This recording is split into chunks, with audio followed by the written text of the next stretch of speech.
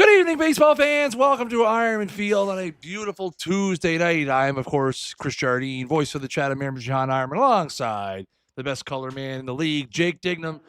And the Fredericton Royals are in town again for a rare Tuesday night game as we try to finish out the home schedule here this week. Tuesday, Thursday, the Ironmen, the first place Chatham Honda Ironman here tonight in a battle of first versus worst. But as we know, Dig, these teams in the Nebraska Senior Baseball League, anybody's capable of winning a game any night. But I tell you what, the Ironmen have been on an absolute roll as of late. Yeah, no, absolutely, Chris. Good to have you back in the booth with us. What more can you say? They're on a roll, and a good chance to put another half game in between them and the Charlottetown Islanders in the standings tonight. Yeah, absolutely. I mean, the Ironmen win 3 games while I'm on vacation. Contemplated not coming back. But you know what? Again, a big sweep of a doubleheader against the Islanders. So the Ironmen come into tonight's game at 15-8, which again is good enough for first in the New Brunswick Senior Baseball League.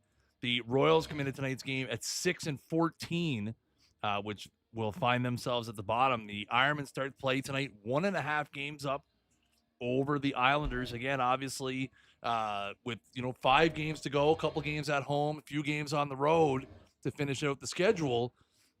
Again, lots to be decided here, and Ironman looking for a good effort from Gary Hale tonight. Yeah, Gary looking to get back on track here on the mound and give them some quality innings. The pitching staff was able to really minimize all the damage against the Islanders on the weekend, so should come in here with everybody almost available out of the pen tonight. And it is, like you said, Chris, the story of two teams. The Ironmen looking to kind of keep the roll, and now that you're in first place, you kind of want to secure that and pile some wins up. And Yep. if you're the Fredericton Royals, you're kind of cemented in that 4-5 series now against Moncton, so it's time to get a couple wins in the column to get a little momentum before that series. Yeah, and the Mets jumping up from 5th to 4th by virtue of some hot play as of late. So again, Gary Hale takes the mound for the Ironman here tonight. He has thrown 15 1/3 innings on the season, is 1-2 with a 4.57 ERA, has allowed 14 runs and 15 hits. And again, the Ironmen have been white hot here in the month of July, and we'll look to finish off the month. Again, Fredericton here tonight, Moncton here Thursday night, and then that leaves a Thursday night tilt against the Islanders as their final home game here next Thursday, which will be the honor roll presentation. Umpires for tonight's game: Jason Dunnett calling balls and strikes, J.P. Richard down the third baseline, Dave Morrison down the first baseline, and Adam Estey's going to step in here to lead it off for the Royals. Here comes the first pitch from Hale, and it is on the outside corner for strike one. Estey on the season hitting .246, 14 for 57, does have 12 runs scored, 3 doubles as well. Here comes the 0-1, and there's a swing and a miss, strike 2.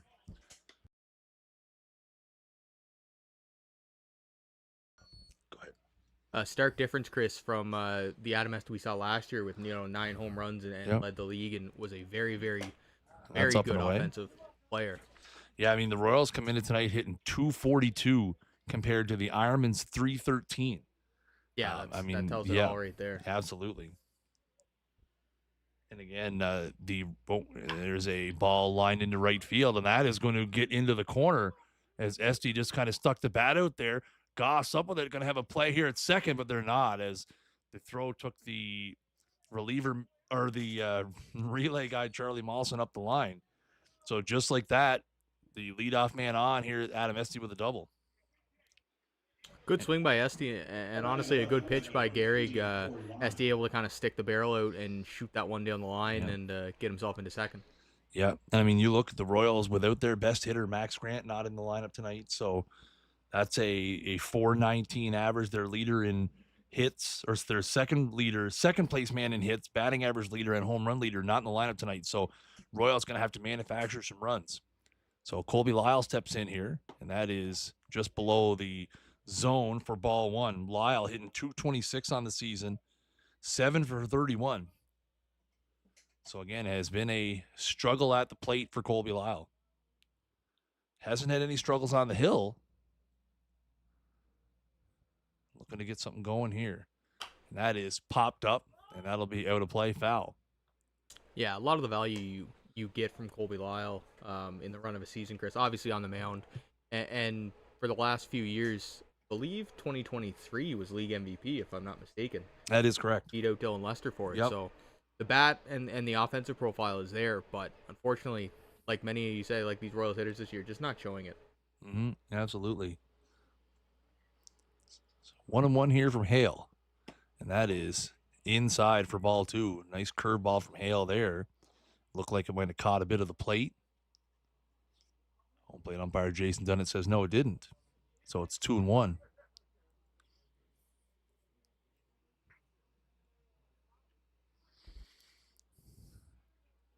Esty bouncing around out at second, trying to get Hale's attention.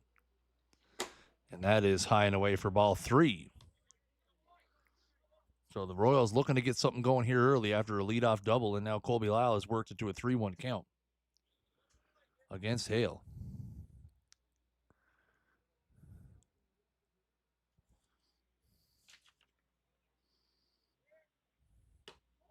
And that is ball 4, a little up and out of the zone. So the first 2 men on here for the Royals, and that'll bring up Craig Oliver. Oliver leads the team in hits, having another good season. He's hitting .333, has 20 hits, 5 doubles, and a homer, 10 runs scored as well. So a chance for the Royals to do some damage against Garrick Hale here in the top of the first after a double and a walk. 2 on, nobody out.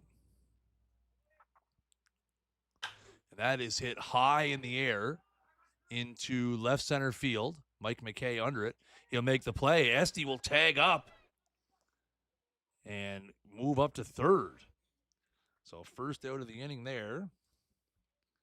Esty, again, very fleet of foot, able to pick up the extra 90 feet there, and it'll be runners at the corners now with 1 out for Corey Willett. Willett, 11 for 34 on the season, which is good for .324 average. Does have 3 extra base hits. And a great opportunity to cash in a run here in the top of the first inning with runners at the corners and 1 out. And that is a strike at the bottom of the zone. With Lyle over at first and Ouellette in the box, good candidate to roll a double play if you can get the ground ball. And Gehrig, of course, spins the ball very well. I expect him here to go to a curveball or something, try to get Ouellette to roll over on one. That's right down the middle for strike 2. And again, Willett, pretty good double play candidate as well. So get something up the middle here towards Keating and Mawson. And it could be a nice little double jeu and out of here. 0-2 now. See what Hale does here way up in the count. And that is fouled right back. Keeps the count 0-2.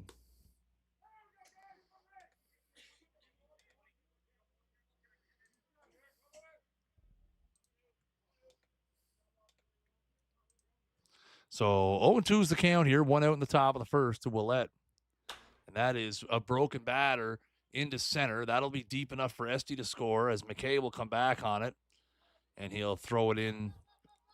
So that'll be a sac fly and the first run of the game as the Royals take a 1-0 lead. And again, exactly what they talked about. Dig, they manufacture a run. Yeah, no, exactly. I don't think tonight's the night that they're going to hit, 2 or 3 home runs out of here, especially with the wind blowing in the way it is. So really productive first inning here that you're able to get the leadoff guy on and 2 fly balls and away you go. You got a 1-0 lead. Yeah. Zach O'Hara steps in here, the number 5 hitter. He's hitting .050 on the season. That is high and away for ball 1. He's 1 for 20. Again, the one thing you will notice about, and this is sort of in the last couple of years of the Fredericton Royals, after the top 3 or 4 guys in the order, it is a drop. They need, but we've seen it time and time again. These guys who in the lower half of the order, the O'Haras, the Jack Ryans of the world, Nick Hoyt, they've had very good at bats against the Ironmen. Oh, absolutely. All guys that can have productive at bats Yep. and help a team win a game for sure. And the goal right now, if you're Gary Cahill, is to get out of this inning. Obviously, no more damage and limit the amount of pitches you throw here in the top of the first. Yeah, absolutely. 2 balls, 1 strike's count here. And that is high for ball 3. Now here, Hale having a hard time finding the zone here.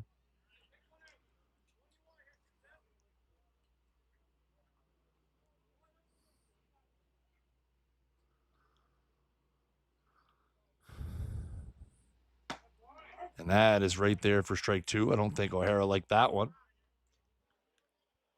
Jason Dennett calls it at the bottom of the zone. So full count, 2 out now. So Lyle should be off on the pitch here. Leggett backs off of holding him on at first. The 3-2. And that is a bounder towards second. And Molleson's up with it. And a throw over to first. And that'll end the inning. So the Royals do get one here on a Corey Willett sacrifice fly. And after a half inning, they lead the Ironmen by a score of 1-0.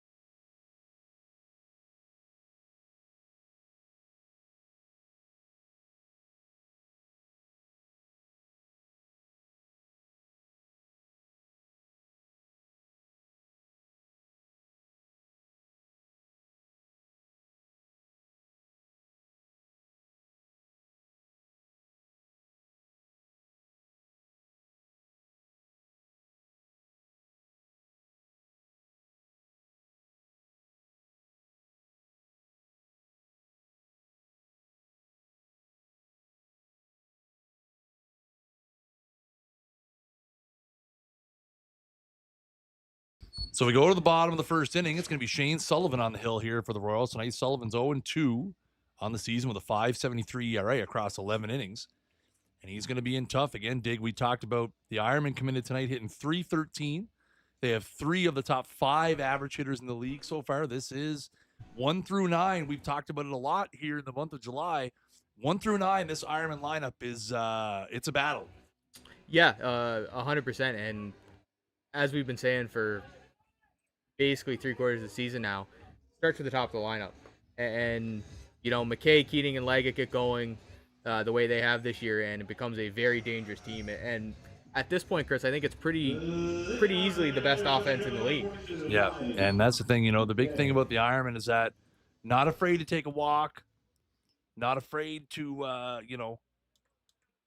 make you work the pitch count. Sullivan has had 5 walks in 11 innings, and here's Mike McKay right on top of the plate to start the game. And he's going to take right down Broadway for strike 1. We've seen Mike do that, almost goading you to hit him. Just baiting, saying, almost give me the free 90 feet. Yep. And that is a hard hit ball. That's going to be in the left center field gap. That's going to take a hop and go all the way to the wall. McKay's around first on his way to second. And that is going to be a leadoff double and a very hard hit ball for Mike McKay. And just like the Royals in the bottom of the first, the Ironman with a leadoff double. And that is going to bring up Chris Keating. Talk about a guy having a season. 435 on the season. He has 30 hits, which leads the league. 23 RBIs, which leads the league. That 435 leads the league. He has 3 home runs and a couple of doubles. And Dig, we are still waiting for double number 62. You know what? I was worried being away for 3 games that it was going to happen while I wasn't here. No, I think he's been saving it for us, Chris. He wants the duo on stream when he breaks this record. And that is a number out towards second, a little floating liner off the end of the bat. So Keating up there aggressive. Oliver makes that play, so we're going to have to wait a little longer. That's all right. Lots of baseball. We got a couple tonight. of home games this week. So that's going to bring up Nick Leggett, again, having a good season. And we're going to talk about that a lot tonight. Guys having good years. Hitting .386, has 6 doubles amongst the 27 hits and 12 runs scored. And that is down for ball 1. Sullivan with a little bit of zip on the fastball tonight, throwing it pretty firm, and Mike was able obviously to get the barrel out and shoot one. Absolutely. And that is a bounder towards third. That's going to be up over the third baseman, and they're going to throw across. They will get Nick at first, but nobody covering third, so that's going to be a ground out, which allows McKay to move up to third. So 2 outs here now in the first. Again, a big hop that went over top of O'Hara at third, but a nice play by Esty to get in the hole there and make a strong throw across the diamond to get Leggett at first. And that's going to bring up Jeff Watkins. And again, the one I would say at this point, really the one guy in the Ironman lineup that you're just waiting for him to go have a 4-for-4 game with 2 home runs. This guy right here, yeah, and yep. There's a bit of a floater up out of the zone for ball 1. What a big addition that would be to the Ironman offense if you get Jeff really going with the extra base hits. Yep. Obviously, the last couple weeks hitting the ball much harder than previously, and just not having a lot of luck. Not having a lot of luck. Hitting 246 coming in tonight. And that is inside for ball 2. Thank you for all the nice comments, folks, whether you're watching on Facebook or YouTube or Twitch. Greatly appreciate it. Thank you guys for tuning in here tonight. 2 balls, no strikes here to Watkins. Bottom of the first inning. The Royals up 1-0 by virtue of a Corey Willett sacrifice fly in the top of the first. And that is on the inside part of the plate for a strike.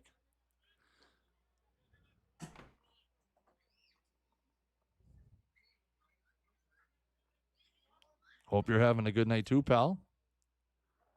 Hope everybody out there in internet land's having a great night. Glad to be back in the booth here. And that is a hard hit ball in the left field line. That is going to stay foul. Just foul. That looked like it was going to be foul right off the bat. It looked like it kind of hung up, but I thought off the bat that was surely going to be a foul ball. And it turns out it was about 3 feet outside the line down there in left field. You talk about Jeff being unlucky just out front of that pitch, obviously, and 3 feet from an RBI and probably a double with Jeff's speed. Yeah, absolutely. So now he's got a battle here. 2-2, 2 out here in the bottom of the first. Sullivan looking to work around a leadoff double. And that is a hard grounder to short. Esty going to charge in and make the throw across, and that's going to do it. So the Ironmen get a runner as far as third. 1 inning complete in the books. At Ironman Field, it is the Fredericton Royals 1, your Chatham Mermajan Ironman no score on this Tuesday edition of O'Donoghue's Ironman Baseball Live.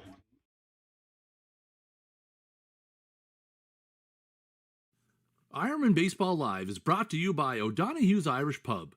Our beautiful back patio is open and dogs are welcome. We even have a special O'Don's Irish Pup menu for your furry friend. Head on over to our website, o'donoghues.com, to check out our full menu and upcoming event schedule. O'Donoghue's, welcome to your pub.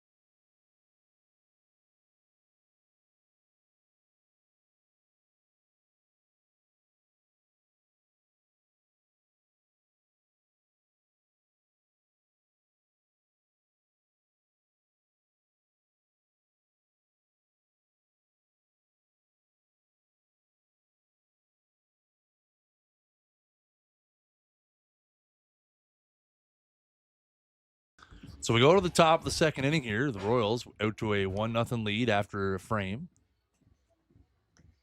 The Ironmen threatened after a Mike McKay leadoff double, but Shane Sullivan able to work around it. McKay stranded at third. So the Royals looking to add on here. It's going to be Matt Munn leading it off here.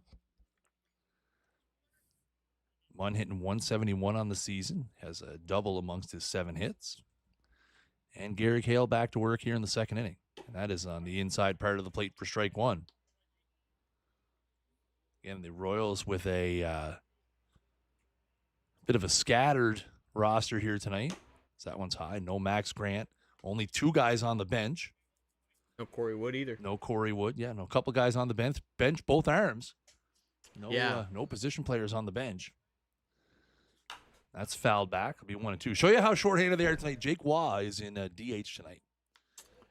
Yeah, usually an arm for them, I believe. Yes, correct? sir.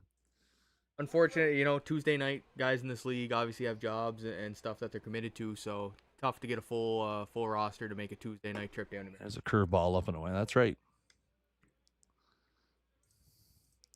And again, it's hard, right? You're navigating around a lot of things. Tuesday night game. Royals have been busy as well.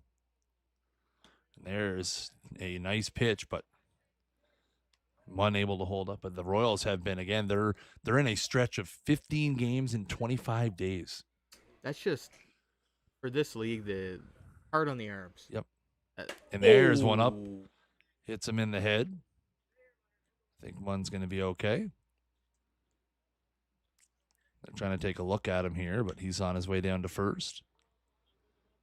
Again, always a bit concerning when a guy takes one up around the helmet, but Royal's going to want to give him a little bit of a check out here. Make sure he's okay. I laugh and I told the third base coach head back. So obviously the helmet took the brunt of that one. Yep, absolutely. Yeah, he didn't really catch it kind of square on. He kind of was able to duck a little bit. No, more of a grazer. Yeah. Again, still a hit to the head, obviously. So here's Jake Waugh. He does have 3 official at bats on the season. Is 0 for 3. Again, Waugh not a regular stick in their lineup. More of an extra arm on the roster at this point. But again, you run who you brung. And that's on the inside part of the plate for strike one.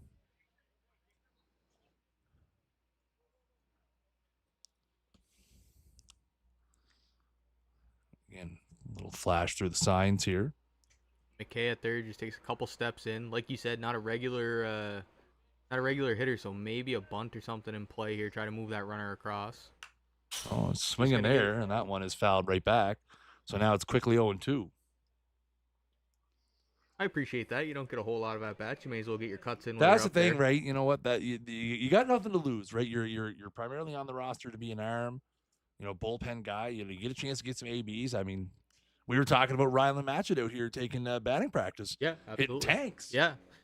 No, Rylan had a couple real good swings. Yeah. There's a swing and a miss, strike 3, and Jake Waugh is out on a curveball in the dirt. Seems a little less than impressed with himself. Good sequencing there by Gehrig.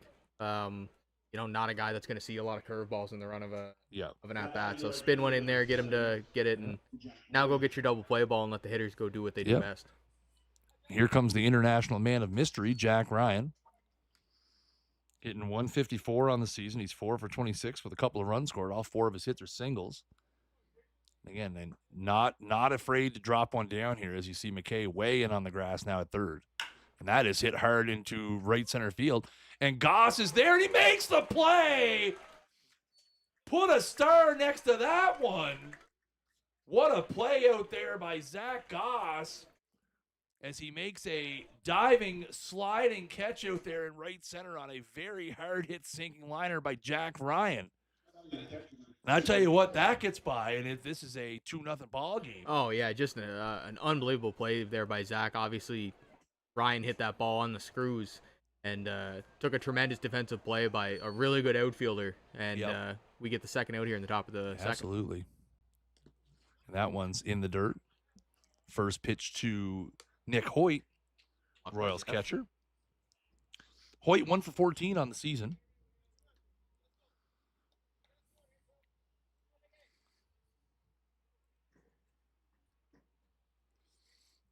One ball, no strikes here with 2 out. That is a little high for ball 2. So 2 balls, no strikes here. Again, the number 9 hitter at the dish here for the Royals. So you need Gehrig to be aggressive here and get out of this inning right here. And that is lined into right, and Goss not going to make the play on that one. So that will be a 2-out single from Hoyt.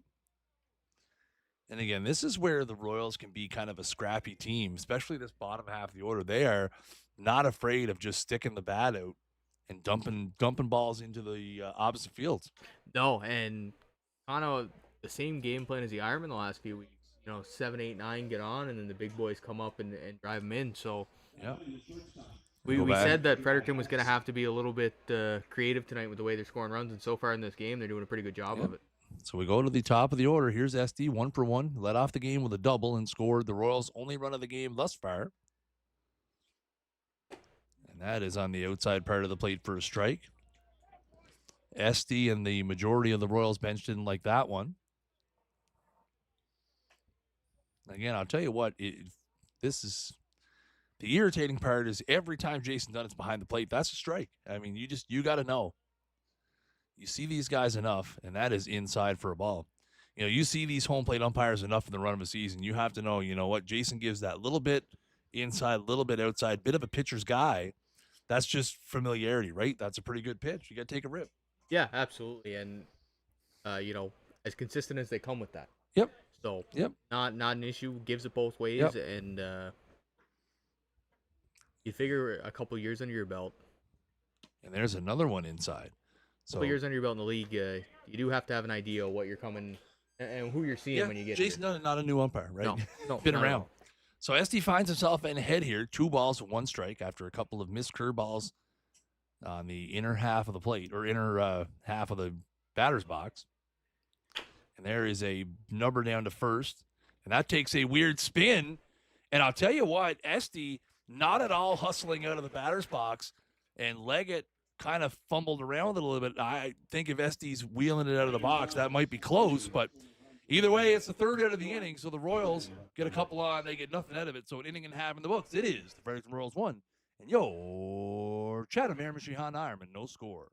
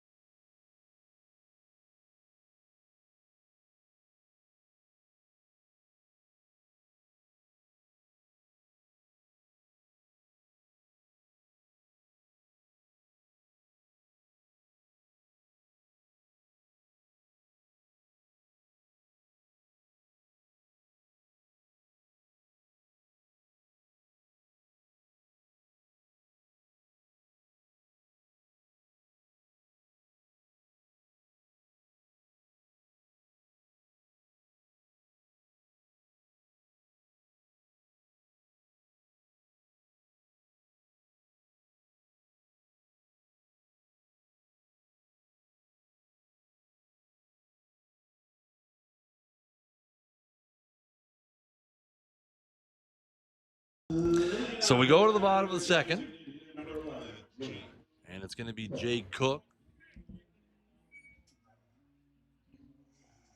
Jake Cook, before the game, was honored as this year's recipient for the John Walls Memorial Trophy, given to an Ironman every year who exemplifies sportsmanship, dedication to the game. So congratulations, Jake, on that one as he fouls the first one out of play. Sullivan getting ahead of the count here. Cook hitting 364 on the season.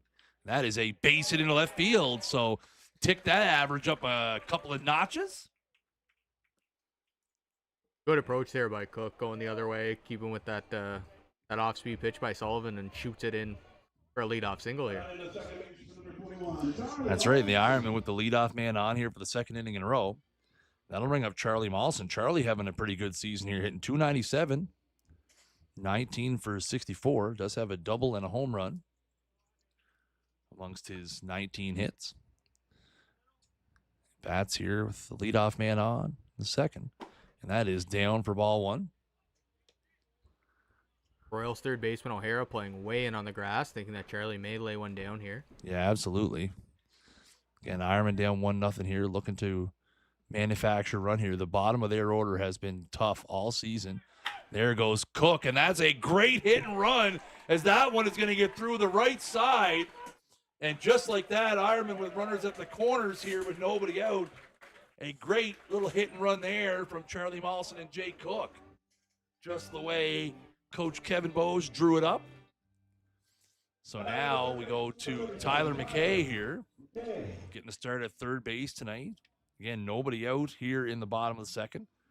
McKay stepping in, batting 293 on the season. He's 13 for 46. Has 7 runs scored. Couple extra base hits. And a prime RBI opportunity here in the bottom of the second with runners at the corners and nobody out. Cook and Mawson with a couple of singles here to start off this inning. Great base running by Jay Cook to take the extra 90 feet there. Was able to pick that ball, was behind him. And Mawson going first pitch, and that's going to be a grounder to short. Estes' only play is going to be to first. So that's going to be an RBI ground out, and the Ironmen have tied the game at 1. So again, the Ironmen using their speed, getting the runner going there to get out of the double play, because I got a double play ball. Yep. Estes' only option there was to go to first, and it's a tie ball game here, 1-1. And that's going to bring Andrew Lantang up. Tang hitting 286 in 14 at-bats this season. 4 hits, all singles.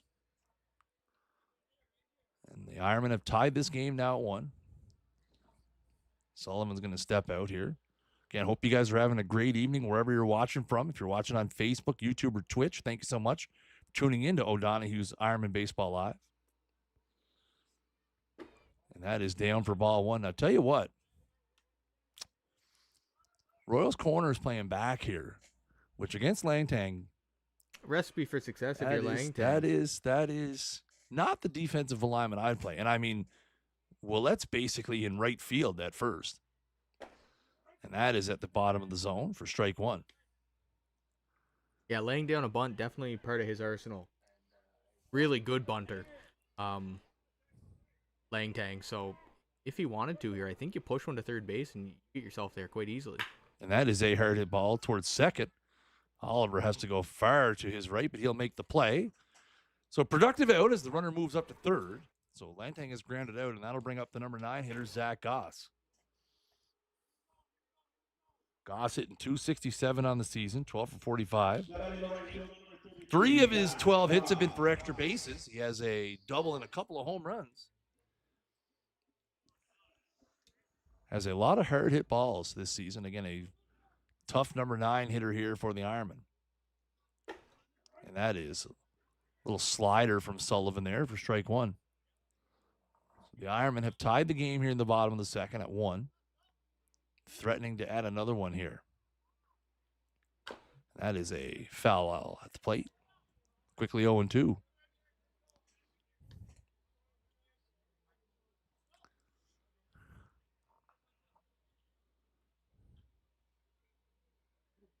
So 0-2, 2 out here.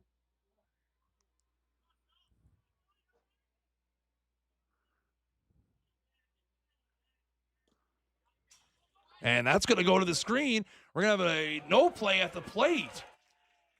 And Goss ran to first just to be sure. I'm not sure if that was a strike or a ball.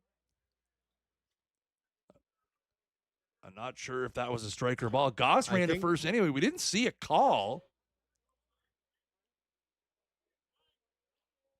I believe they're gonna ask if that was a swing. There was no indication by either umpire. There was no indication. Yeah, there was no indication. There was no. I mean, either way, it's going to be 2-1 Ironman. Yes. No matter what, it's going to be 2-1. The run's going to score on a wild pitch. And Dunnett is saying that he did call it a swing. We didn't see any. I didn't see any physical indication that it was a swing. So I guess it's a strikeout. Goss reaches on a wild pitch. Mawson scores and it's 2-1. And that is a hard hit ball towards short. This is going to be a tough play for Esty. He gets it to second. He throws it away. That ball is going to be into right field. And Goss is going to have to turn around and stop. That ball comes up, hits Hoyt in the face, and Goss is going to out at home. What a play, broken play that was. I thought Goss was in there. What a interesting play that is. Wow, I'd like to see a replay of that one because I am quite sure, and I think Kevin Bose's issue here is that Hoyt had blocked the plate, and I think they're going to chat about maybe blocking the play at home. So here's what happened. Esty tries to go to second to get the force out to end inning, throws it into right field. Goss comes all the way around. Again, I was waiting to see if Kevin was going to throw up the stop sign or not. He does. Hoyt wears the ball in the mouth, and then Goss tries to score, and he's called out at home. Well, I think the original play by Esty to try to get the runner at second is the right call. Mike is fast enough. That ball is deep enough in the hole. You're not getting Mike McKay at first base. So the throw is ill-advised. You're trying to get yourself out of the inning. I understand that. But Goss at third there kind of got caught in no man's land. And after that ball jumps and hits Hoyt in the face and he tries to scamper home, I think he scores if he just keeps running there. But he put the brakes on. And again, I think we'll have to go back and watch that one because I don't know if Kevin has a case there about not giving the path to the plate. We'll have to go back and watch that one. But either way, the inning is over. The Ironmen do score 2. So after 2 complete, it is your Chatham Merchant Ironman 2. Fredericton Royals 1. Ironman Baseball Live is brought to you by O'Donoghue's Irish Pub. Our beautiful back patio is open and dogs are welcome. We even have a special O'Don's Irish Pup menu for your furry friend. Head on over to our website, O'Donoghues.com, to check out our full menu and upcoming event schedule. O'Donoghue's, welcome to your pub.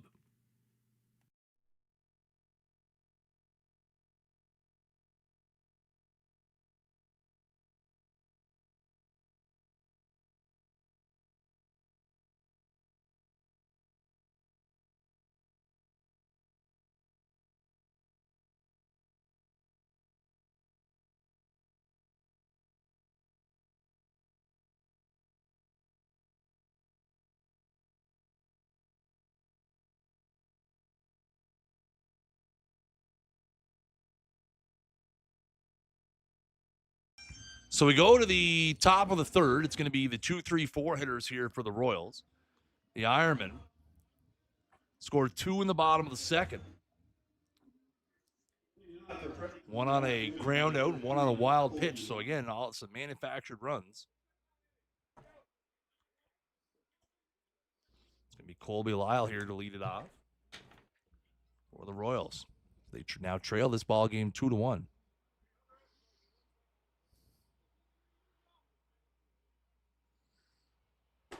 And that's on the outside part of the plate for strike 1. Again, Lyle not happy with that one. And Chris, just to go back to that last Ironman inning, last week we talked about Moncton being here and a team that really didn't seem like they were giving it everything they got. Mm-hmm. And that's popped right field side. Again, Watkins trying to come to it. And again, Nick didn't pick it up immediately over at first and probably would have been the better candidate to make a play there, but unable to. Anyway, sorry, Dig, go ahead. No, it's all good. Baseball comes first, obviously. But just to finish up the thought, that last inning was a team trying to push the issue and try to score a run with that hit and run and with sending Goss there. That's a team that wants to win and a team that's here to try everything that they can to make sure that they get a couple runs across here for their starter. Yep, absolutely. 1-1 is the count here from Hale to Colby Lyle.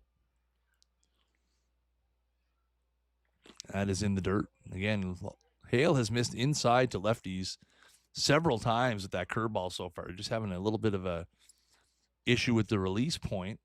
So he tries to work through it here at the top of the third.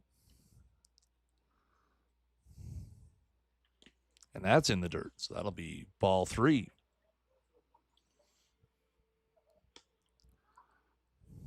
So 3 balls, 1 strike here to the Royals left fielder. I think it's 2-2, Chris. I think home plate 2-2. umpire Jason. Oh, you're right. That is 2-2. See, and it is 2-2. It is. You're right. The foul ball. The first pitch was a strike, and then the foul ball. So the scoreboard guys got it wrong. That is a liner back up the middle, and that's going to be another great example of the Royals just sticking the bat out and letting something happen. So the Royals have their leadoff man on again here in the top of the third. And middle of the order coming up here with Oliver and Willette. And the really only hard hit ball for the Royals so far, Chris, has been the out that Zach Goss made off Jack Ryan. Everything else has just kind of been sticking the bat out, and it's found some putting the ball so in play, right? Mm-hmm. Making things happen. Again, Lyle gets down 2 strikes there, just sticks the bat out, flares something back up the middle. But a couple of balls flipped into center field. And that is just outside for ball 1.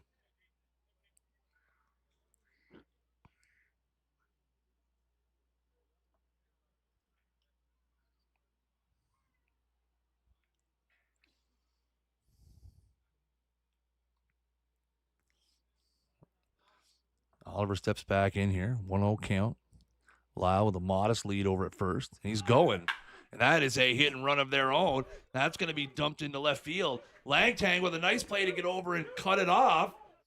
And that's going to keep the runners to the corners. If that ball gets all the way to the wall, that's another run for the Royals.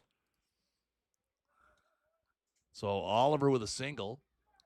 And now the Royals have runners at the corners themselves with nobody out here. And Willette, who has their only run driven into the game, is going to jump in here. He had a sac fly back in the first.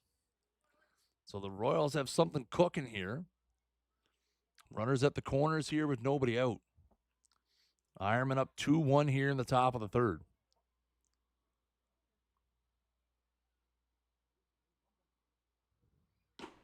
That is down and away for ball 1. Good defensive play there by Langtang in left field just to get that ball in quickly and hold Craig Oliver the single, keep the double play in order. Yeah, absolutely. Big play there. Again, those are the things that they don't show up in the scorebook, but they can make a difference in a ball game. That is high and away for a ball.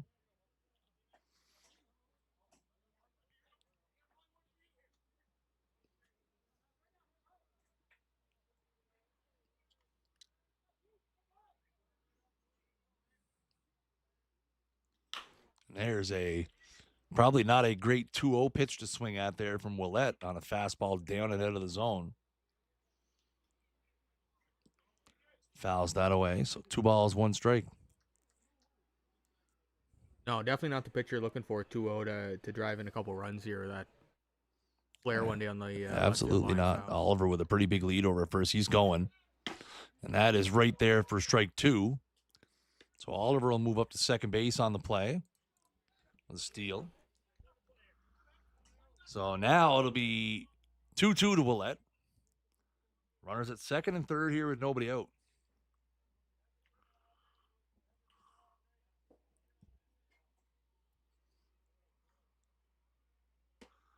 And again, Hale, I'll tell you what, the Hale has had a rough night with the curveball.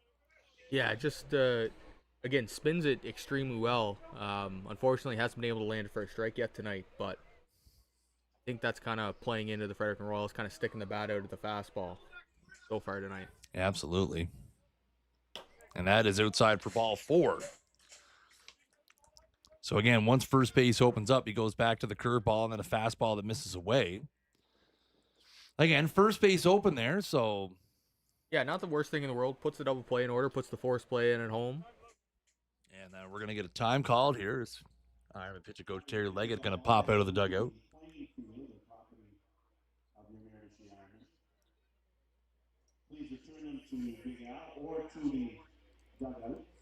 The other thing with that walk, Chris, I think O'Hara has a little bit less power, obviously, than Ouellette, and as you stated earlier, I think he's hitting below 100 for the year. So, just a smart call. Let him Yes. walk Ouellette, get to this guy, and then give yourself the double play in the fourth. After his ground out in the first, he's 1 for 21.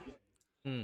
Again, and here's the situation, right? I mean, you're up 2-1 in the ball game. You would trade 2 outs for a run here. Oh, absolutely. This early in the game, know. you have the utmost confidence in your offense right now to go get Yeah. you 5 or 6 more. So Yeah, absolutely, right. down outs. That's the thing. It's early in the ball game. Again, not that he's not capable of doing it, but O'Hara not likely a guy who's going to break a game open here. But he's going to try. Bases loaded here, nobody out. And there's a ground ball to short. 6, 4, 3. So exactly what the doctor ordered, as they will trade 2 runs. Or 2 outs for a run. So that will tie the game at 2. But again, a big couple outs there. And again, that's the exchange you're willing to make, right? You're willing to trade 2 outs for a run there. So now the game is tied at 2. 2 out for Matt Munn. Still a runner at third. And that is high and tight again. Munn, who was hitting the helmet earlier in the game, almost took another one in the helmet there.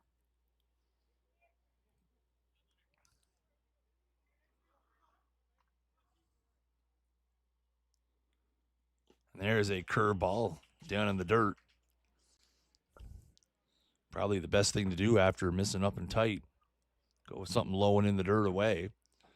Munn just waves through it. Best curveball Hale's thrown all night right there. And there's a fastball on the inside part of the plate for strike 2. So again, Hale a pitch away from getting out of this inning here. As 1 ball, 2 strikes is the count.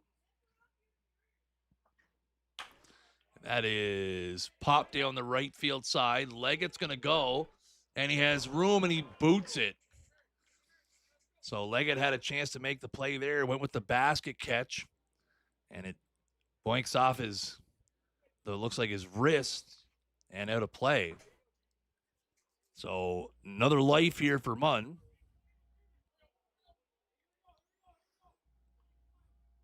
Still 1 ball, 2 strikes. And that one's in the dirt. Nice block by Watkins there. That's huge. Yeah, great block by Jeff there. The runner at third. We're doing good, Brent. Hope you're having a good Tuesday, pal. Thanks for tuning in. Thanks for tuning in, Brett, and everybody else that tunes into the stream. We appreciate you stopping in on this Tuesday evening to spend it with me and Chris. And there's a ball away, and now full count here.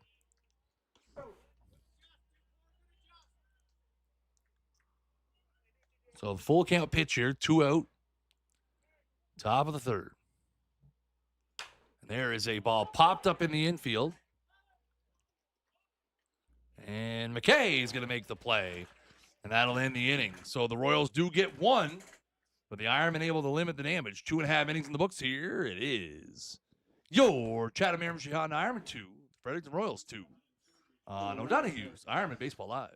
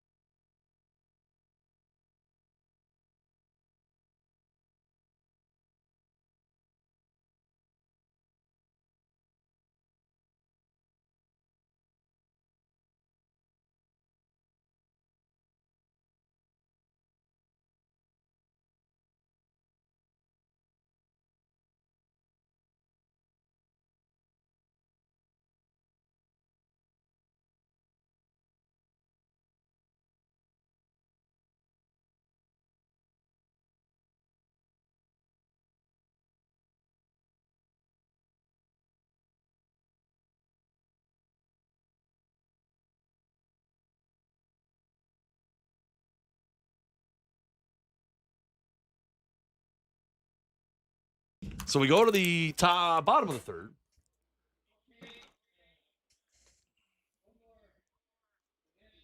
Oh, we're going to have the booster club draws here. So we're just going to let Greg do his thing here.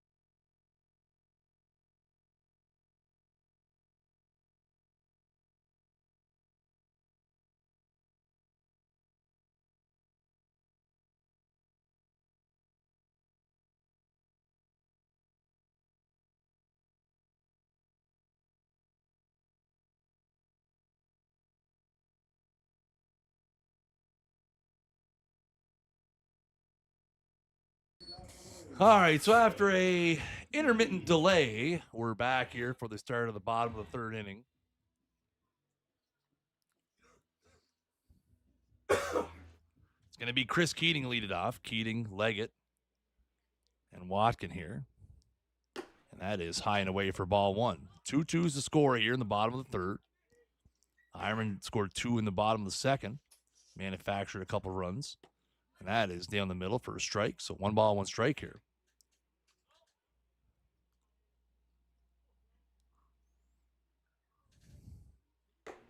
And there's a nice change up from Sullivan there that finds the outside part of the plate. So now he's ahead 1 ball, 2 strikes here. That one just a bit outside. Run it to 2-2. It's the last bit of sunlight starts to creep across Ironman Field here. That is a healthy hack by Keating there. That one through the net. And, oh.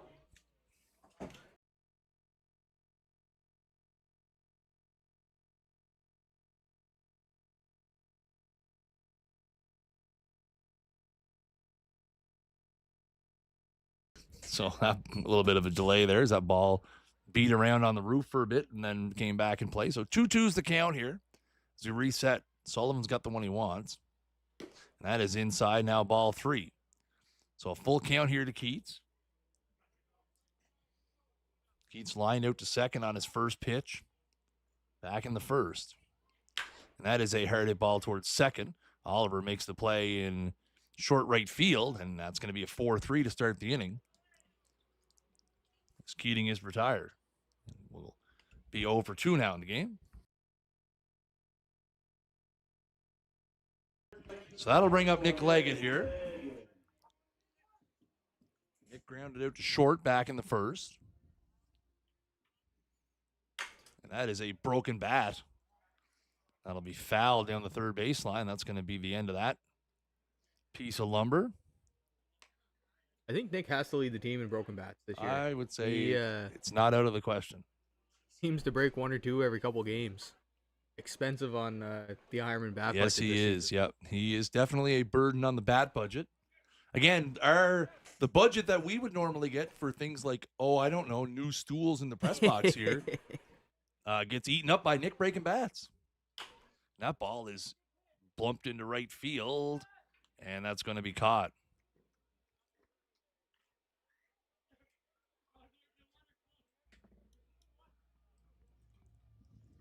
So the first 2 outs here relatively quickly in the third. Sullivan trying to shake off the last inning there where Royals manufactured a couple runs, RBI ground out, scored a run on a wild pitch. So here's Watkins. Watkins grounded out to short back in the first.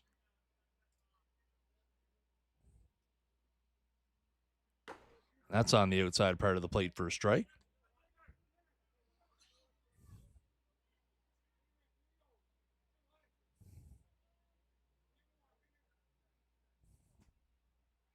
There's a foul ball. It's quickly 0-2. Yeah, Sullivan very efficient this inning so Yep. far. Yeah, he's not really messing around. found a nice rhythm here, pounding the strike zone, getting ahead of these Ironman hitters. And he has been around the strike zone all night. It's just, you know what, the Ironmen have been a little aggressive and been putting the ball in play quite a bit. Yeah, absolutely. He's generated a bit more swing and miss here. And that ball's in the dirt. You know, a few more foul balls, a few more non-fair contacts. Broken bat. Grounder and a fly out. 1 ball, 2 strikes here now to Jeff with 2 out. Sullivan's got the one he wants, and here it comes. And that is down for a ball. Great take there. Very, very close. No problem. You're very welcome for the stream. Again, we hope you guys are having a great Tuesday wherever you're watching from. If you're watching on Facebook, YouTube, or Twitch, the 2-2. And that ball is fouled out of play. So that'll remain 2-2. 2 out here. 2-2 is the score as well. So 2-2. 2 out. 2-2. Bottom 3. Ironmen have 2 runs on 3 hits. Royals have 2 runs on 4 hits and have committed an error. And that ball is hit high and deep to left field. Back. It's going to be over the wall. It's out of here. Wow, you lose that one in the sun a bit to left. I thought it was probably going to kick off of the Mycon or the Burger King sign out there. But Jeff Watkins deposits his first home run of 2025. And just like that, the Ironmen have taken a 3-2 lead. Again, I wasn't sure that one had the legs dig with the angle and he hit that one hard, and it wasn't really a high fly ball. It was more of a line drive, and we speak into existence again, Chris. We talk about Jeff kind of getting into the power game a little bit, and away we go with a home run. Yeah, he's off the schneid for 2025. So now here's Jake Cook. And that ball is on the inside part of the plate at the bottom of the zone for a strike. So that one, Jeff with a hard hit ball there just up over the Mycon sign. Again, I was trying to see you guys could see on the stream, and that's down for a ball. You guys could see on the stream that glare that is out on the left field wall. And again, we see that glare as well. So trying to look through the screen, couldn't really see. I didn't hear it hit the wall, so that's how I knew it was gone. And that ball is high and tight for ball 2. So the Ironmen's 10th home run of the season as a team. And that is fouled away. And again, Watkins first. I don't know if you caught on, Chris, but about halfway to second base, Jeff threw his arms up in the air as a, thank you. One finally found the seats. You hit the ball hard enough times. Eventually, you're going to find the results you want. That's a sculler down the third baseline, but foul. Again, we tell that to our kids all the time. Sometimes you're going to hit the ball hard 3 times in a game. You're going to be over 3. I mean, that's life. That's baseball, man. Right? That's baseball. Sometimes you're going to hit the ball hard 3 times. You're going to be over 3. Sometimes you're going to hit the ball hard 15 times in a month, and you're going to be 3 for 12, 3 for 13, with a sack fly mixed in there for good measure. And that is inside. So Cook runs it full here. Again, Watkins. And if you smell that dig, Piping hot pizza has arrived. If you happen to be listening to the game down in the crowd, and that ball is hit into center, it's going to be a long run for Munn, and he's going to make the play. Again, not the usual center fielder for the Royals. But the Ironmen get one here in the bottom of the third as Jeff Watkins goes Yahtzee for the first time in 2025. So after 3 complete, it is your Chatham-Hermesheim Ironmen 3, the Fredericton Royals 2. Ironmen Baseball Live is brought to you by O'Donoghue's Irish Pub. Did you know we have happy hours 7 days a week from 3 to 6 p.m.? Come on by for a drink and a snack. We also have wing night every Thursday from 5 to 10 p.m. Head on over to our website, o'donoghues.com, to check out our full menu and upcoming event schedule. O'Donoghue's, welcome to your pub.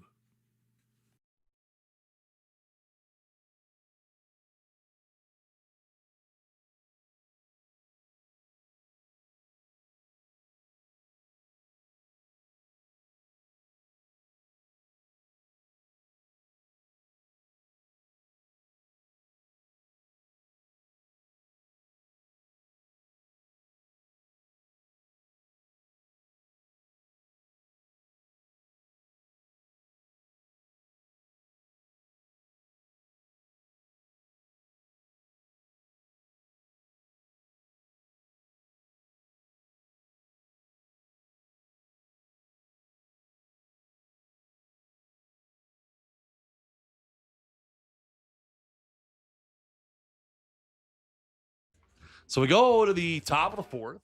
Again, bit of a back and forth affair here. The Royals scored one in the top of the first on a sac fly by Corey Willett. The Ironmen countered back with two, the bottom of the second, one on an RBI ground out and the other on a wild pitch.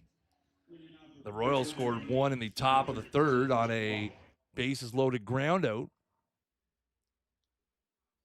And then the Ironmen took the lead in the bottom of the third on a Jeff Watkins home run.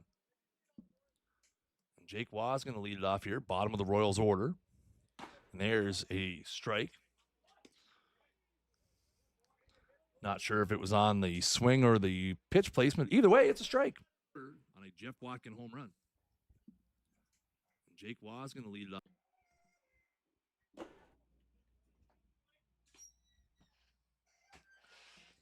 1-1's the count here.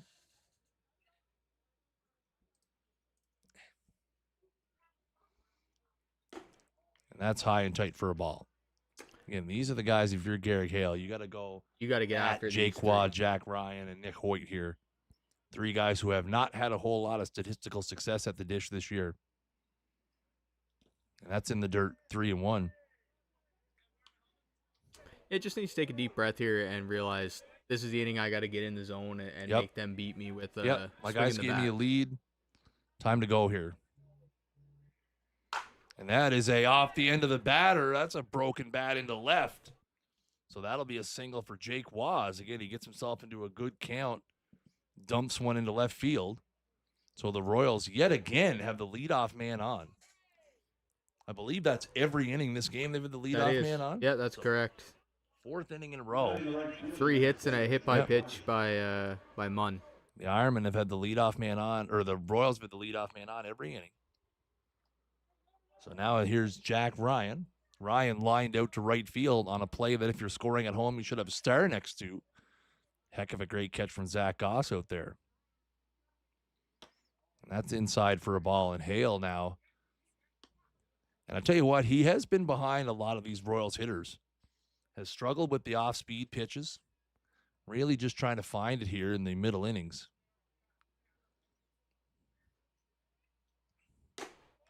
And that's in there for a strike. And the Royals dugout, not a fan of that one.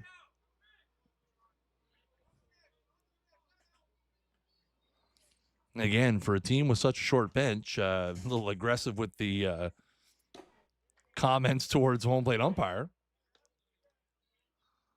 And now swing through that one, and it's 1-2.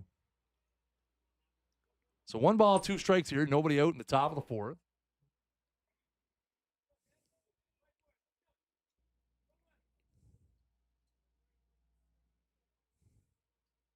There's a swing and a miss, strike 3.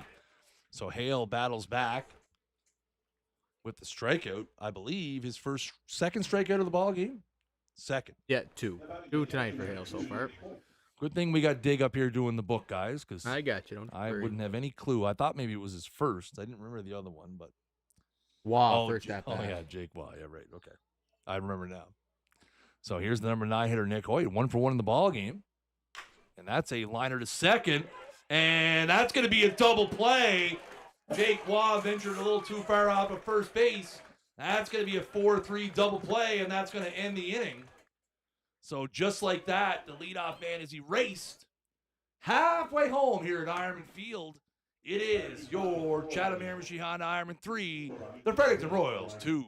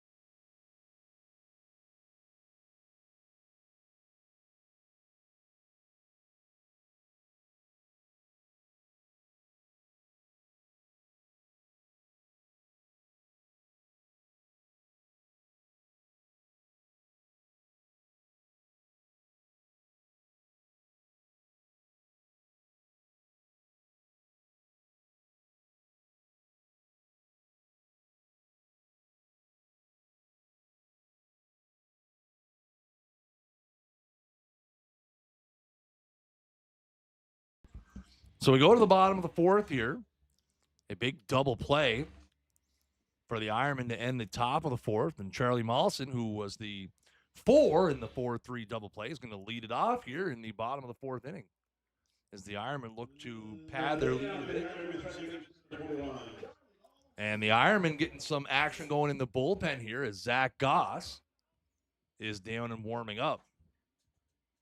And again, as we get towards the later innings of this game, the chess match begins. And that is outside for ball one. Of course, the Ironmen play Thursday night. Busy week for the Ironman. Yeah. Thursday, Who Friday, pitched Monday. Saturday? Julio and Jamie Walls? No, Jamie and Nick. Jamie and Nick. So Julio through Thursday night. So you would imagine, ideally, if you don't use Julio here tonight, he probably starts Thursday. Yeah, I would say so. Yep. That ball's in there. Or if you use Julio extensively tonight, you could go to Zach Newman. Hasn't pitched since very true. a couple of Thursdays ago. Yep. Anyway, you got options, right? The Ironmen have had some good starts. That is on the outside part of the plate for a strike. Pretty good take from Charlie there, 2-0. They have 3-1 on the board. I believe it's 2-1, but maybe I'm wrong. And that's strike 2. And it is 3-2.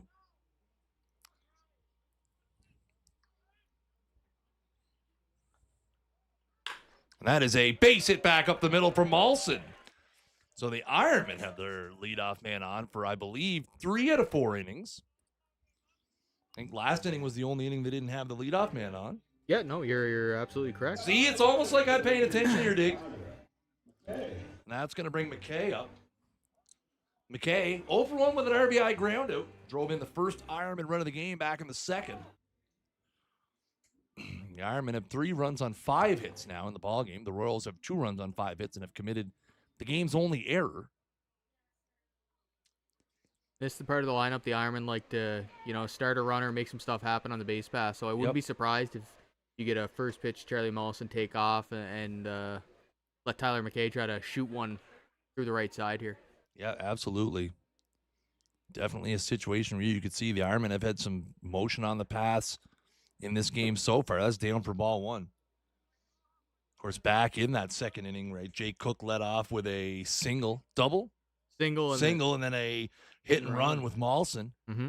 Allowed Cook to go to third. Mawson tried to steal second on the very first pitch, and in doing so, kept Tyler McKay out of a double play to allow him to pick up that RBI ground out, which otherwise would have been a 6-4-3 and no RBI.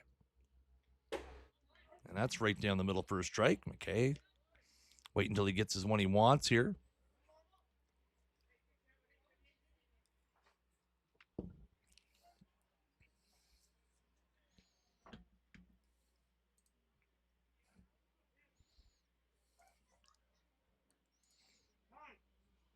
And time is called. And again, this is, you hate to say how, critical games are, right? Obviously coming off that big doubleheader, couple of wins against PEI. We'll get back to that in just a second here. So we got the 1-1. And that is high for ball two. What the win in that second game did, Dig, it guaranteed the Ironmen can finish no worse than third. That's great. That ensures that you're not in that 4 You or look 5. at the loss columns, right? The Mets and Royals both have 14. Obviously, the Ironmen can finish with no worse than 13. Yes. And that is a hit and run piece back up the middle. Mawson going to come around second hard and going to get back in there. So again, that's another hit and run that we've seen in this ball game. And just like that, the Ironmen have 2 on and nobody out. I did have a good vacation, Nora. Thank you very much. Was in PEI for a few days. We're going to get times called here. But again, right, that we talk about that. You do not want to play in that 4 or 5 series. No, to play those not at extra all. games. And now the Ironmen have assured that they will not. Again, like you mentioned earlier, all likelihood it is going to be Moncton and Fredericton. Yeah. They would need, again, the Mets are hot. Mets have winners of 3 straight now, which we saw them here a couple Thursdays ago. We talked about just the lack of anything that they had going, and they've kind of took that week off. They turned it around. They went to St. John. They swept a doubleheader. They pick up a win against Fredericton. So again, the Mets on a 3-game heater now. So, but again, they still have so much of a mountain to climb to catch St. John or PEI. Yeah, they put themselves in such a hole with the poor play at the start of the year, them and the Royals. Yeah, absolutely. I think this is a bunt situation if you're Andrew Lang. I think so, and it is, and he fouls it off. Yeah, no, it just makes sense with Andrew's ability to put the ball in play with the bunt and no outs here. You're looking for him to move these runners across and let Zach Goss, Mike McKay, and Chris Keating have a chance to pick up some RBIs for you. Absolutely.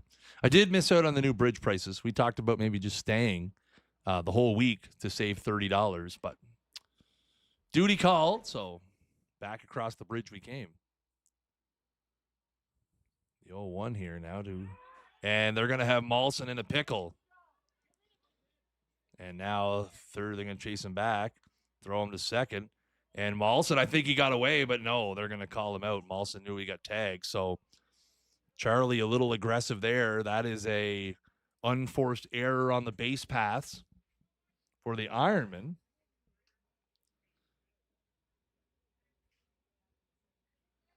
So now it'll be runner at first, 1 out.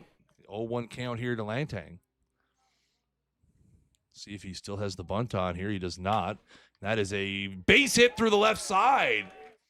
Nice piece of hitting there by Langtang. So the Ironmen now back up to runners at first and second here with 1 out. So I guess that's, that you look at the end result, that's about as good as that's sort a of as good. Sack bunt, you probably would have ended up with second and third. Yeah, of course. But so Langtang picks up his teammate Mawson after he gets picked off with a base hit. And now it's going to be first and second with 1 out here for Goss.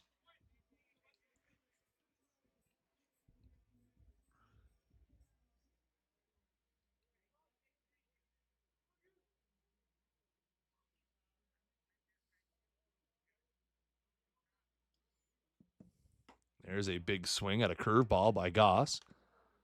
Misses it for strike 1. The wind really picking up here, Chris, blowing from right to left in the outfield. You can see the trees and the flag. Yes, it Get is. a ball up into the air here. You never know. Yep. There's a big swing and a miss there at a changeup. Goss not happy with himself there. A couple of off-speed pitches from Sullivan. Yeah, all of a sudden the wind blowing ferociously out to dead center field.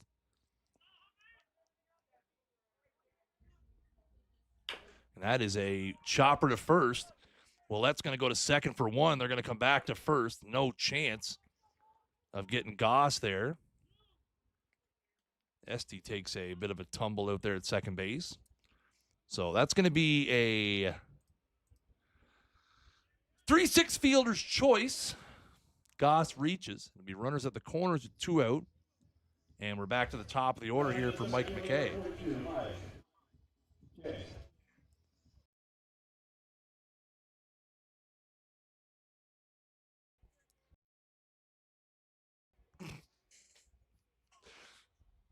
And that is down at below the bottom of the zone for ball 1. Sullivan not a fan of that call. Yes, he is. Yes, he is, Nora. A lot of these guys spend time coaching variety of, and that's a number to third. O'Hara up with it. He kind of double pumps and just got him at first as McKay made it close. So the Ironmen fill up the pass a little bit, but unfortunately don't drive anything across. So we're 4 complete innings here, and it is your Chatham Merrimack Ironmen 3, the Fredericton Royals 2. Ironman Baseball Live is brought to you by O'Donoghue's Irish Pub.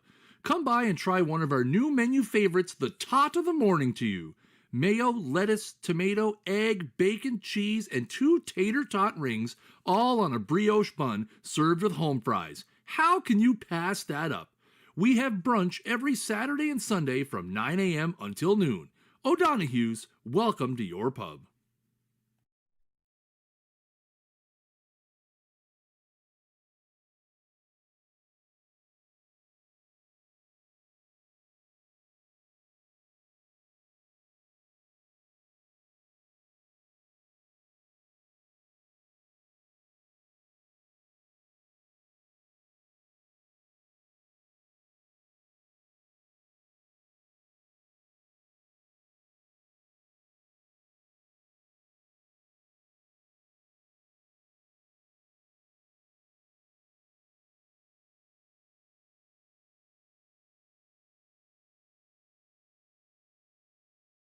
So we go to the top of the 5th inning here. Ironman ahead 3-2. Hale back out, and it's going to be the top of the order for the 3rd time. We will see what kind of leash Hale is given here in a close ball game. Again, Zach Goss was out warming up in the last inning. Then he had to come in and hit. But Goss is no stranger to going in on relatively little warm-up. I was just about to say, it doesn't take super long to get him going. Oh, that's right. And that's inside for a ball, and that's going to hit Esty on the elbow, and he's going to go down to first base. So for the 5th time in this ball game, the Royals have the leadoff man on.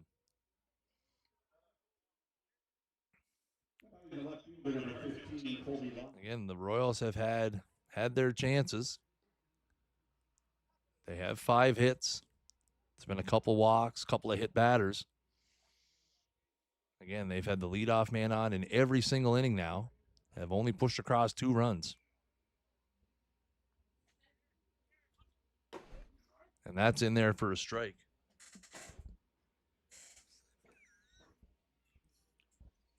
Royals taking a play out of the iron here, maybe trying to get Esty to second with a bunt and hope that Oliver and Ouellette can drive in that tying run. Yeah, I'll tell you what, hit and run not out of the cards here as well. Maybe just a straight steal, but I wouldn't be surprised they maybe try a hit and run here. A bit of a throw over there. Esty back with ease. Big hole on the right side for Colby Lyle to shoot a ball through here, and Esty with the good foot speed at first can go first to third for sure. Yeah, absolutely. There goes the runner, pitch out, and not the greatest of throws there from Jeff on the pitch out. I think Esty probably had it stolen anyway. And what's going on here? I think Esty's questioning whether or not he was obstructed with Chris Keating, but the third base umpire. What's the problem here?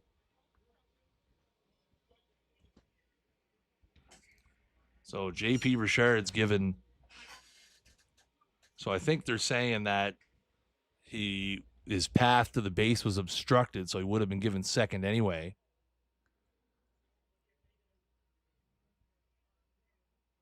Or is he saying he was obstructed with after the ball went into center field? I believe it's SD wanted to go to third. So, I mean, in that situation, again, the conversation that they're having is about whether or not he could have made it to third. I don't think that's relevant. I think if he got up and tried to go to third, he should be awarded third, regardless of whether JP thought he could have made it or not. But anyway, SD's out at second. And that's outside for a ball. Again, so a little bit of a conversation about the rules here. Either way, it's a stolen base. 2 balls and 1 strike here is the count to Colby Lyle.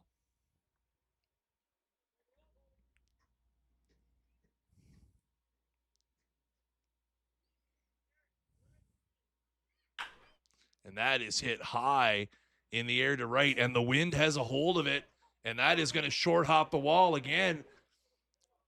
That's going to be bobbled by Chris Keating. So that'll be an RBI double. And again, I'll tell you what, that is just not playing the wind very well. As I know Mike was quite a bit far away from it, but the wind here is blowing out to center and pushing the ball to the left. There was a 0% chance Zach Goss was going to catch that ball when it got in the air. Yeah, no, the minute that ball's up in the air, that ball took, 70, 85, 90, 100 feet and took off towards center field. I think Mike does have a better angle on that one. And that's going to do it for Garrick Hale. So the Royals tie the game, and Garrick Hale will depart with nobody out here in the top of the 5th and a runner at second. Zach Goss will assume the mound duties. Jake Cook looks like he's going to go into the game from DH. So we're going to let Goss get his warm-ups in here, and we'll be right back. It is a 3-3 ball game on O'Donoghue's Ironman Baseball Live.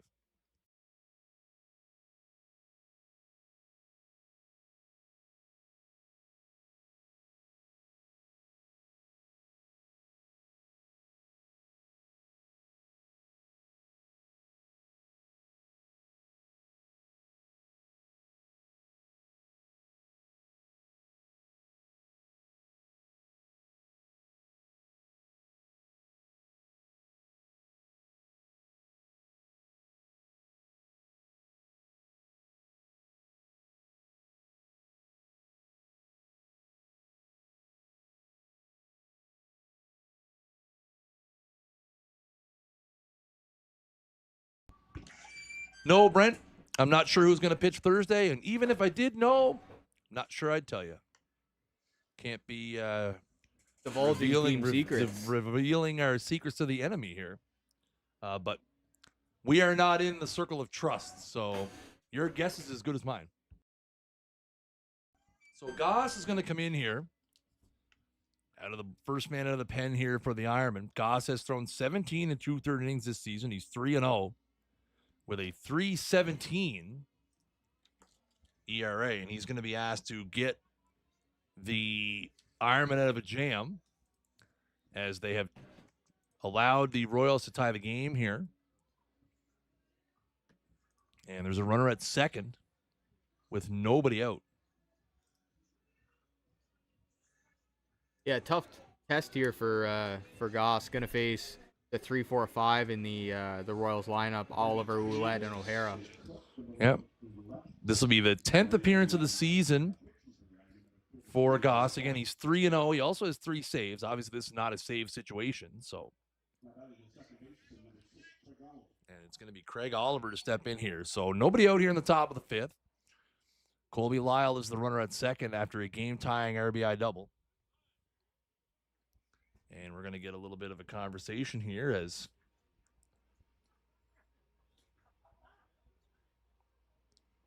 McKay comes in from third, maybe just discussing with maybe some bump defense. Yeah, maybe just in case the Royals try something here. Although I would say of all the guys in this lineup, Craig Oliver maybe the least likely to lay one down. I would agree with you right there. But you know what? Hey, you never say never. So Goss is set here. And that is outside for a ball.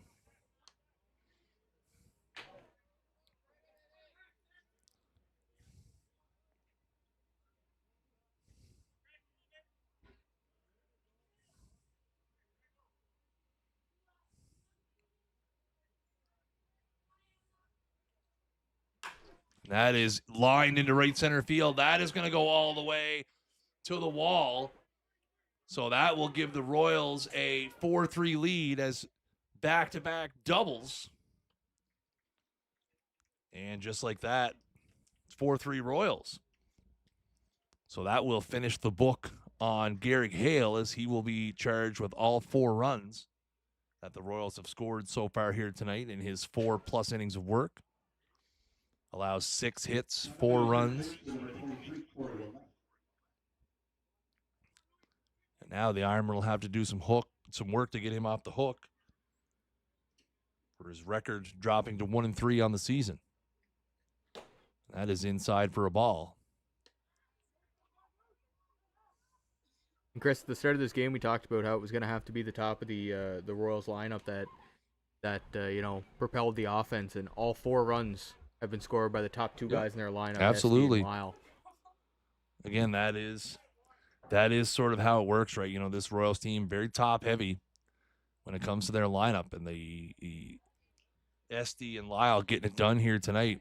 Oliver and Willette have been the benefactors with some RBIs. And that is in there for a strike. So that'll even the count at 1-1. And Goss has the stuff here to limit the damage and get out of this one very quickly with 3 strikeouts. Yeah, absolutely. That's what you have to do here if you're Goss coming in from the pen. You need to start without number 1 here. You got to get it somewhere. And that is a bounder towards short. Big hop for Keating, and he'll throw over to first. So Willette will be retired with the 6-3.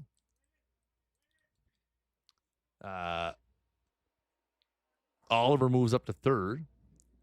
And we're getting the defensive instructions here from Kevin Bowes, and he's asking his infield to play in here. Trying to cut off that run at the plate. With O'Hara stepping in here. O'Hara's 0 for 2 in the ballgame, has grounded out to second base twice. And again, infield in for the Ironmen. There's a great slider from Goss for strike 1.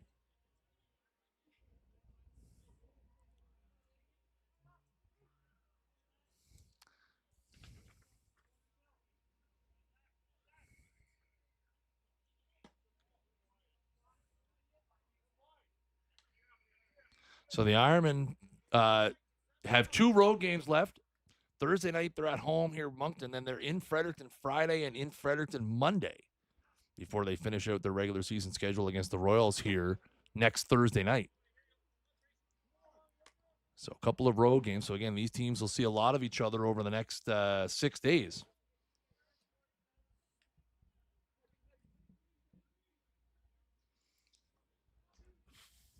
Two balls, 1 strike. Here's the count from Goss to O'Hara. And that is a ball down. Wow. That was a very good look. Again, I'll say it every time. Awful hard to judge up and down. Left and right, we got a pretty good. Left and right, we got a pretty good. Again, that pitch looked like a pretty good one, but again, we're on the 3rd floor of the press box, so there's a nice slider there on the 3-1 pitch. So now it's a full count here.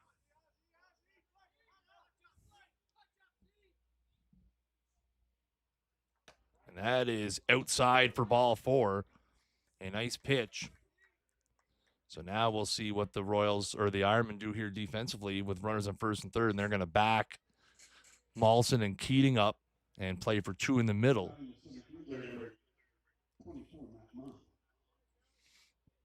Matt Munn's going to step in here. Munn is 0 for 1. Popped out to 3rd base his last time. Earlier in the game, took a hit by pitch to the helmet. Thankfully, was all right, able to shake it off, stay in the ball game. 1st and 3rd here with 1 out. That is outside for a ball. Again, Goss having some control problems here as he tries to figure it out. The Royals have scored 2 here to take a 4-3 lead. Great time for a double play ball here to. Runner is going, and that is hit high and deep to left field. Cook is way back at the track, at the wall. It is off the wall. And they're going to score 1, and we're going to have a play at the plate here, and that's going to skip up over the head of Jeff Watkins. And it will be a 2-run. I believe that'll be a double. And then Munn will take third on the throw. And it is 6-3 Royals. So again, a hard hit ball into the gap there by Matt Munn. And a great relay throw to the plate by Keating, but unfortunately a bad hop. Skips over the catcher, Jeff Watkins. I think if that's a little short hop there and Watkins able to pick it up, I think they probably had O'Hara at the plate. Yeah, tough play there, Watkins. Obviously, with the runner coming in, you're trying to get a glove on that one, but just no chance with that hop over it. Now the infield in again here with one out and Jake Waugh at the plate. And Waugh's 1 for 2 with a strikeout and a single. One out here. Yeah, bats here tonight by the Royals, Chris. Yep, absolutely. And there's a broken bat, and that's going to be over the head of Chris Keating. Chris Keating tried to make a leaping play there, and we got a piece of it, but unfortunately not enough. So that will be an RBI single for Jake Waugh, and it is 7-3 as the Royals have exploded for 5 here in the inning.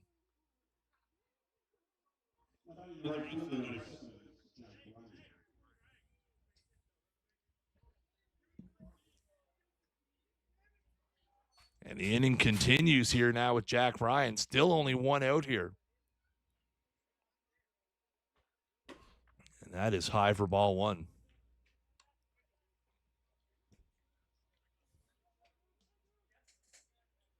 No activity in either bullpen here at the moment.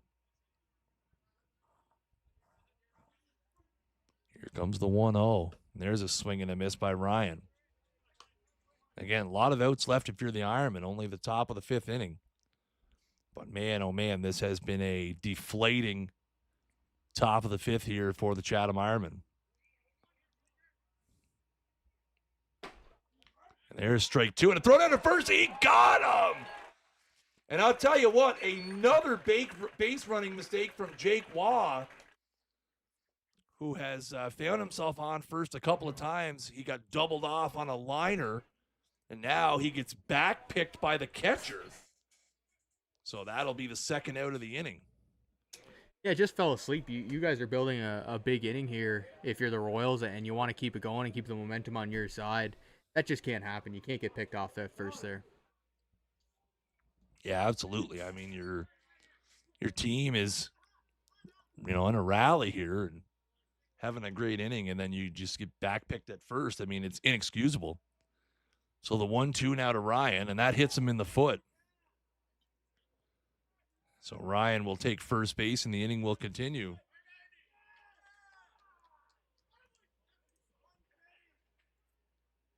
So the inning will continue now here for Hoyt.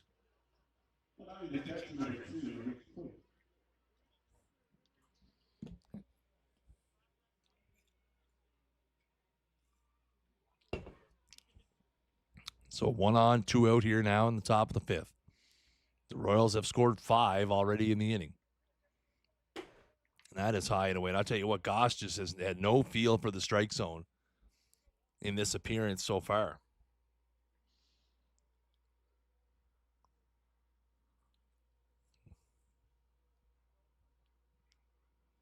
That is fouled away. Evens the count at 1-1.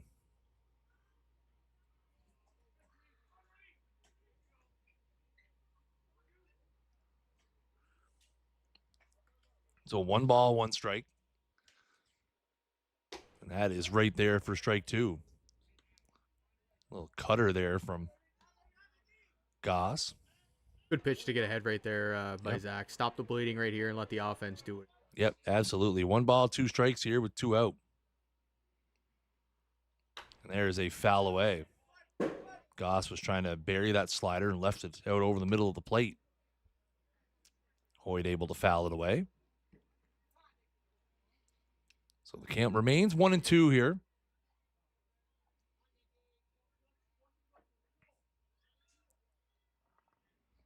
1 ball, 2 strikes. 2 outs here in the top of the 5th. And time will be called.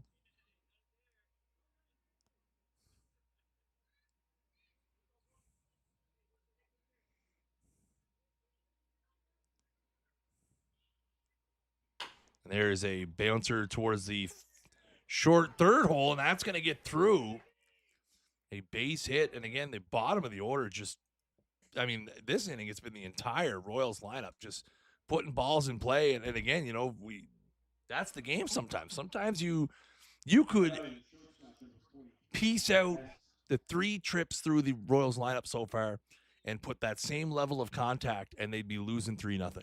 Yeah, they've made this inning especially. You know, that ball that goes off Keats' glove. Yep. They've hit a couple balls hard, no doubt about it. The 3 doubles. Yep. Sometimes they fall in and sometimes they don't. And tonight they're falling in for the Royals. So now back to the top of the order here for Esty, and that is outside for a ball. And Rylan Matchett has started throwing in the Ironman bullpen. And again, Goss has thrown a ton of pitches here in this one. And that's a strike on the outside. I'd say Goss has to be up around 30 pitches in this inning. He's only retired 2 batters. Rylan did throw Saturday, but should be well and rested. That's right there for strike 2. So 1 ball, 2 strikes now here to the Royals leadoff hitter.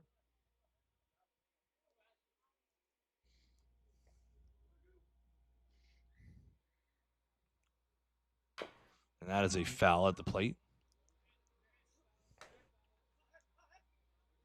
Again, the Royals have not had a whole ton of swing and miss in their game tonight. They've been putting the ball in play, getting pieces, fouling off tough pitches.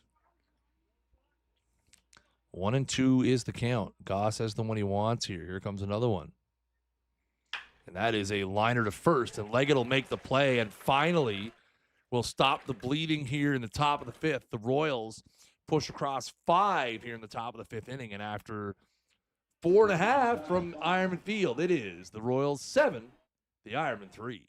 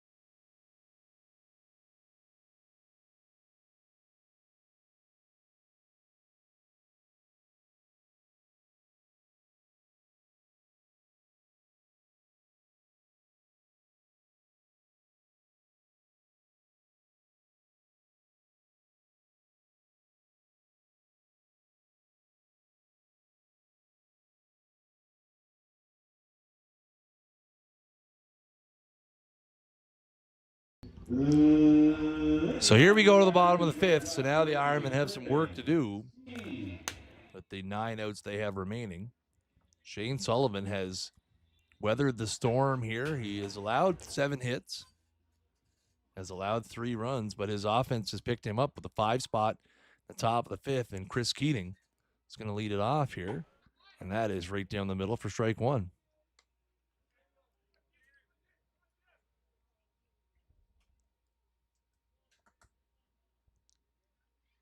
That is away for a ball.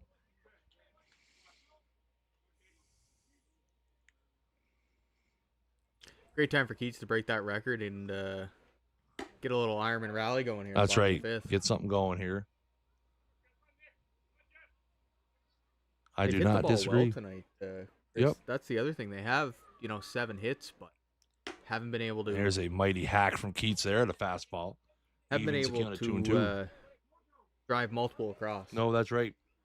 The Ironmen have stranded a small village on the base pass tonight. And there's a swing and a miss from Keats for strike 3. So back-to-back challenge fastballs there from Shane Sullivan as he wins the battle there with Keats for the first out here in the bottom of the 5th.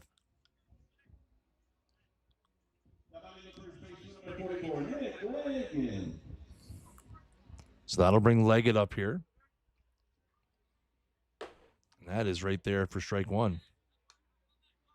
Sullivan with a little more zip this inning. The Royals give him a lead, and he's going to come out firing strikes. Yep, absolutely, which is exactly what you need to do.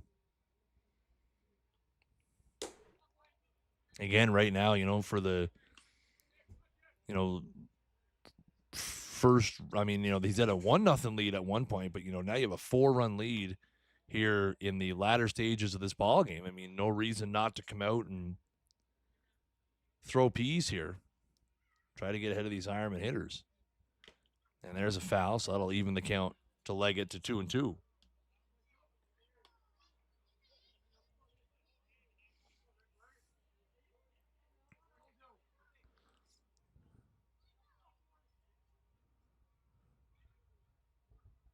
That is high and away for ball 3. Works the count full.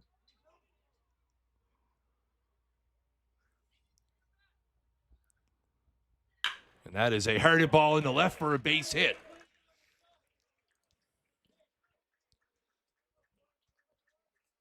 Good swing by Nick there, not looking to do too much with that. He knew a heater was coming and was able to deposit it for a base hit here to get the Ironman going. Yeah. And the thing is, too, obviously the one variable here with Sullivan on the mound is something we don't talk about very often is pitch count. Yeah, no, an affiliate player, obviously, so does have the limit, I believe, 115. Yep. So, again, the Ironmen who are, they have worked him. They've made him work. So, and again, it looks like Miles just right on cue here. Looks like Miles White getting ready to go down to the bullpen and get loose here for the Royals. And, again, that is a consideration we don't talk about a lot here. But, again, with Sullivan being a junior age player, he does have to abide by the pitch count rules.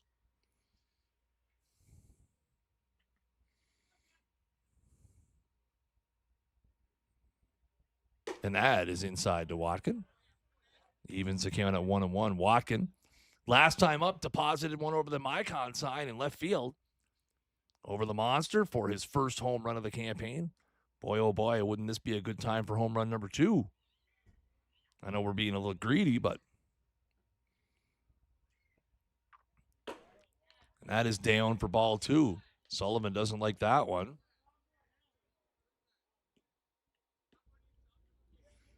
And again, Sullivan, who voicing his opinion there, asking where was that?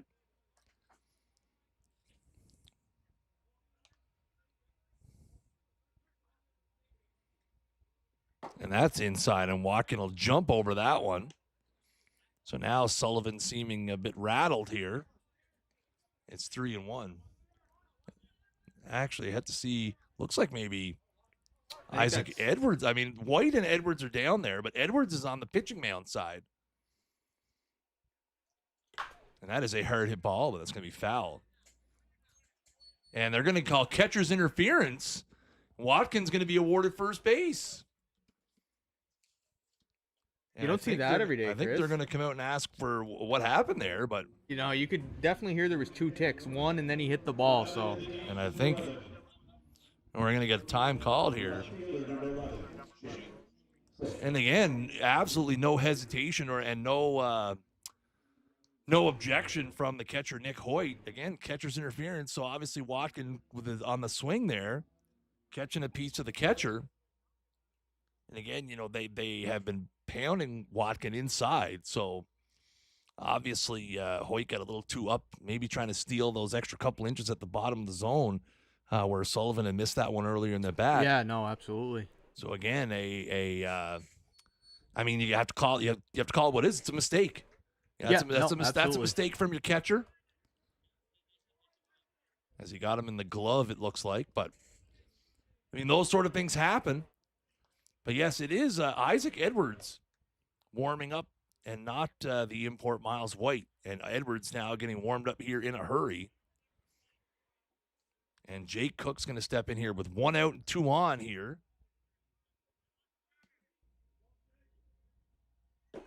And that is down for ball 1. So the pitch count limit for a junior player, the maximum is 115. I wouldn't be surprised if Shane Sullivan is right around that 90 to 95 number. So makes sense to have the bullpen up and warm here. And that is hit a mile in the air. And I don't think they see it. And Lyle, unable to make the play, will have a play at third. And he's going to be out at third. Not a whole heck of a lot you can do there.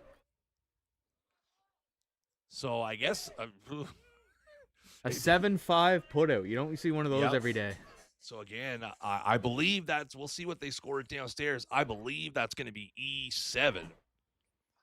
And then a 7-5. Either way, it's either E7 or it's a fielder's choice. There will be no hit on the play, as it is a fielder's. And again, they put up a hit, which is incorrect. So they give Jake Cook a hit there, which again is the wrong call, as that is at the very least a fielder's choice and more likely a E7. And strike 1 here to Charlie Mawson, as now there's 2 out here. Sullivan's going to step off here, try to get the sign that he likes. Tough sky along with the wind. That ball got up, and I don't think Esty put his hands out very quickly. And that is a hard hit ball. That's going to be a base hit through the right side. Watkins going to get the wave, and that one gets by the right fielder. That's going to allow a second run to score. Mawson is on his way around to third. And a massive blunder by the Royals right fielder will allow a second run to score, and it is 7-5. And again, I'll tell you what, Jake, they might be winning in this ballgame, but the Royals' mistakes are starting to add up, and they are starting to sting here in this ballgame. Yeah, absolutely. You get the catcher's interference that comes around, and then the drop fly ball also scores. Those are 2 outs. Well, Jeff was still in the at-bat. It would have been 3-2, obviously, but you're out of the inning if that ball doesn't fall down. And some base running mistakes that may have cost them some additional insurance runs. So now the Ironmen have the tying run at the plate here in the bottom of the 5th in the form of Tyler McKay after Charlie Mawson, and I'm sure that's going to be a RBI single, and then Mawson advances all the way to third, and the second run scores on the error, and that is popped up in the infield. Going to be out of, that's going to hit the ground just in front of the Ironman dugout, as Sullivan, Hoyt, and Willette all gave it a run.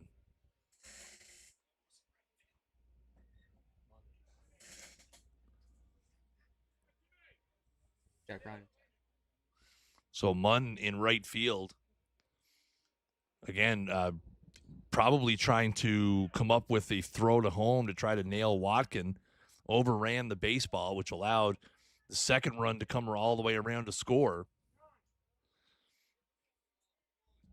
Oh, and now Sullivan and McKay going to have some words with each other here.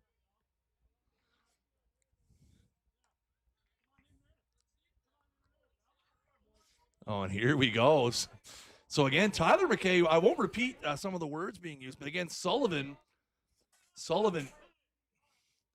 and again, I think Kevin Bowe is going to call times here to try to.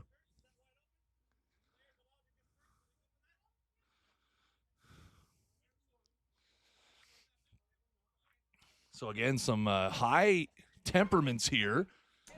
Game's just getting good, Chris. Yeah. And I mean, let's be honest, Sullivan's not a well-liked player around the league. He has had a few of these blow-ups before. He has a hot motor. He runs hot. Yeah, absolutely. And I think Tyler asking is because Sullivan came set prior to him being ready anyway. Yep. There's a big swing and a miss at a curveball there. So it's 0-2 now to McKay. And again, Sullivan, who has definitely shown some signs of being rattled here in this inning. His defense has let him down a bit. Here comes the 0-2. And there's a swing and a miss, strike 3. And now Sullivan going to act like an absolute clown on his way to the bench. Again, that is, you know what? I'm going to call that what it is. I don't care. You can call me a homer or not. That is absolutely just uncalled for, childish behavior from Shane Bush Sullivan. League is what it is. Yeah. It's Bush League. And this is going to spill over here. There's some guys who aren't happy with how Shane Sullivan ended that inning. And here's the thing. Here's the best part about this. Shane Sullivan is 100 Here we go, boys. It's going. It's going to go here. Yeah. It's going to go at Ironmen Park. And I think that's where Keith went over and said, you know what? We got Jake Waugh, and this is going to be this is not going to end well. Jake Waugh and Tyrell Hebert. And the guy who started it all is hiding behind his teammate. And here's the thing. That's exactly what he does. Here's the thing that you have to understand here. The Royals have 2 players on their bench. Yeah. So if there are some ejections here,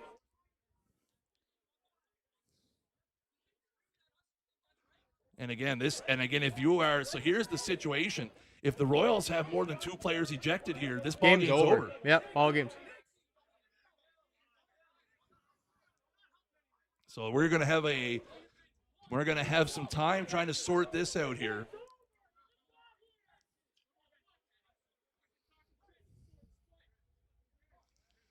And again, it's just some. Oh.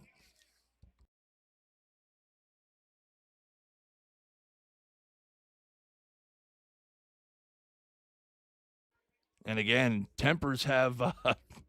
And again, here's the thing, right? Obviously, let's try to break this down as impartially as possible. So I'm going to tell you exactly how I saw it. Okay. Tyler McKay steps into the box. He's not ready to hit.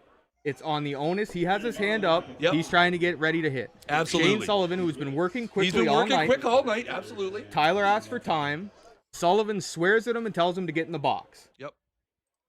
Then Sullivan throws 2 great pitches after that. He did through two great sliders. Great pitches. Got Tyler to strike out, and then acts like an absolute buffoon coming off the mound. Again, and that's where Bush League as it is. That's where, you know what, in that situation, I get it. He's just a young guy. Yep, and junior he's age amped player. up. Yep. You know what, you have to understand that acting the way that he did, and I guarantee our microphones picked up the scream and whatever that he did. You have to understand that is going to escalate the situation. Yeah, and right? the issue is he escalates it, and then he runs into the dugout. Yeah. And that's the thing. That's exactly what he did, right? So you escalate the situation. And again, I don't want to get into the whole, who's grabbing who and whatever, because the umpires are going to sort that out. But again, in that situation, you know what? If you want to go into the dugout and get your guys amped up, that's one thing. But in that situation, you are clearly trying to escalate the situation. 100%. Big strikeout, a bit of a crooked inning. Your team kind of let you down. And again, the situation is here. If the Royals have 3 ejections, this ball game is over. Yeah, just not a smart thing. You have the lead. I mean, I guess technically they could do 4 as long as one of them is not Jake Waugh, because he is the DH. He could go into play. Yeah, no, exactly. But you have to think there is going to be not only a significant amount of ejections here, but likely going to be some suspensions. Yeah, 100%, and not what either team needed right now. No, absolutely. I mean, this was, you're putting a stain on a 7-5 ball game. A back and forth game here. A good inning. And I mean, the umpires here, again, the thing is here, obviously there has to be some ejections. I think at the very least, Tyler McKay and the pitcher Shane Sullivan should be ejected from this game. That I also believe. And we're gonna get some coaches here. I think Tyrell Hebert grabbed onto somebody down there. Tyrell needs to be, and again, when we don't have the camera over to see that, but Jake Waugh came in from the bullpen. He was out in the bullpen spotting for Isaac Edwards and ran in from the bullpen to confront Tyrell Hebert. You could just tell it was going to get going there once Sullivan came off the mound and the tempers were hot. 2 teams like to compete, and we got 2 innings left of a ball game. And I'll tell you, and you know this as well, as a current umpire, and you're a current umpire, I'm a former umpire. These are not the conversations that you want to be having as an umpiring crew, because here's the thing. You understand the situation that the Royals only have 2 players on the bench. Yeah, 100%. And you do not want to be like, again, there is a whole onion here of, if you don't eject a guy, how does it get investigated and result in a suspension later, versus do you really want this game to have to end in a forfeit? Because that is what the result would be. Like there is a lot to unpack here. And again, it's I would not want to be one of those 3 umpires down on the field who were just 2 minutes ago trying to break things up and get cooler heads to prevail, and now trying to decide.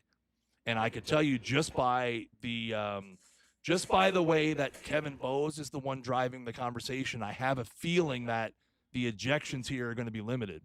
Yeah, no, I think that the way he's going on here, I believe it's going to be a couple Ironmen ejected, and I think the Royals may get off scot-free here. Oh, there's no shot. If the Royals get off scot-free here, that would be a absolute miscarriage of justice. Again, I do think that, obviously the Ironman move towards, I think you could make a case for Chris Keating to be ejected with how he ran around the crowd to get to Sullivan. Again, a lot of things that have happened, both on the left side of the screen and just off of the frame for those of you watching at home. So again, we're in a bit of a delay here. If you're just joining us in the top of the 6th inning, as there was a bench clearing brawl. Malice, Nora, we will not be showing any replays of the incident. No. A malice at the palace is Yes. what I would equate that to. So it would appear Somebody from the Royals bench is gone. I saw head coach McNevin point to somebody and point out of the dugout, so that is one. we will see. We I will see believe what warnings- happens here. Warnings are going to have to be put in place. Oh, I For- think for sure. So again, everyone from the Ironman is in the field. McKay, Keating. So again, I will put the impartial hat on here. I disagree with none of the Ironman players being ejected that are in the game. I believe Tyrell Hebert has been ejected. Oh, that is not at all a surprise. No, he had a pretty good bear hug going Yeah. on Jake Waugh there for sure. And that is ball 1. As we resume action here in the top of the 6th, Colby Lyle at the dish. Zach Goss remains in the game. I have to assume that also means that Jake Waugh has been ejected. And there's 2-0. If you're Zach here with all the fireworks and the excitement, that's fine. You got to take a deep breath. You got an inning Yeah. to pitch here, and it's the top of the Royals lineup. Yeah. And it looks like, and that's in there for a strike. And it looks like Miles White is going to head down to the Royals bullpen here to get loose, which again, likely, and again, I don't think you can in good conscience send Sullivan back out after that.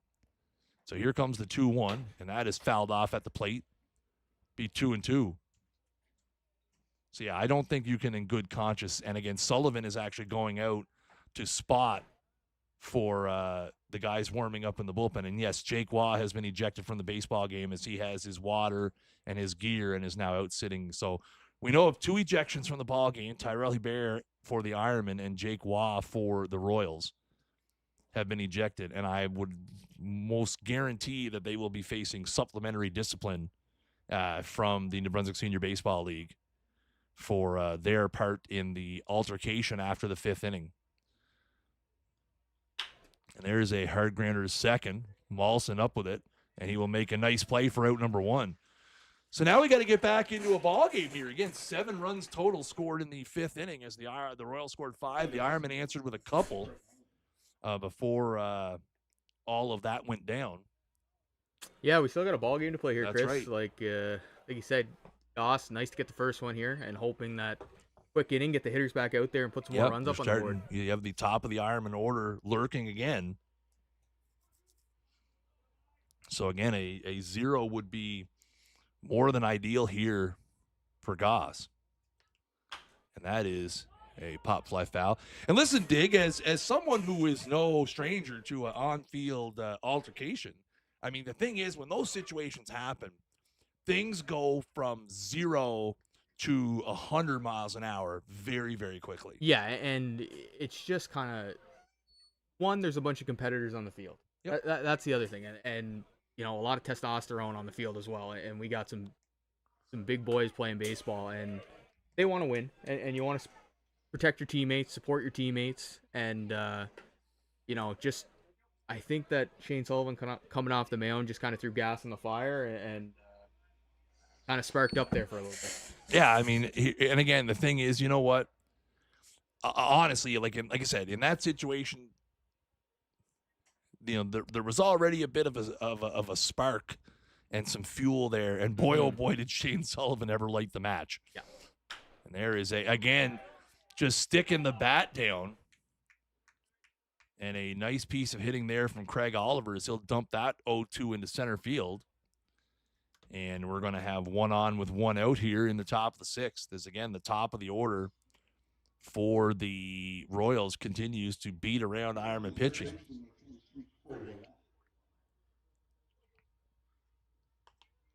On the Royals here, I probably try to get Craig Oliver on the move. Obviously, who led a pretty good double play candidate. Yeah, absolutely.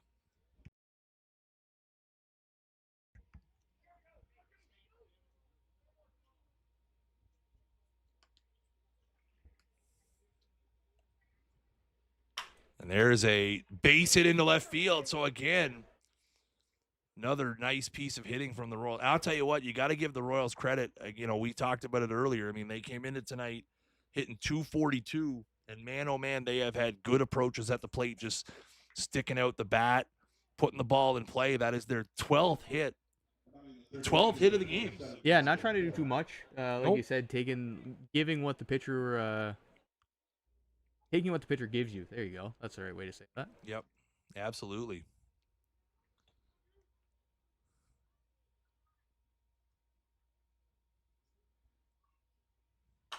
And that is popped out of play foul. So O'Hara here with one out and two on now.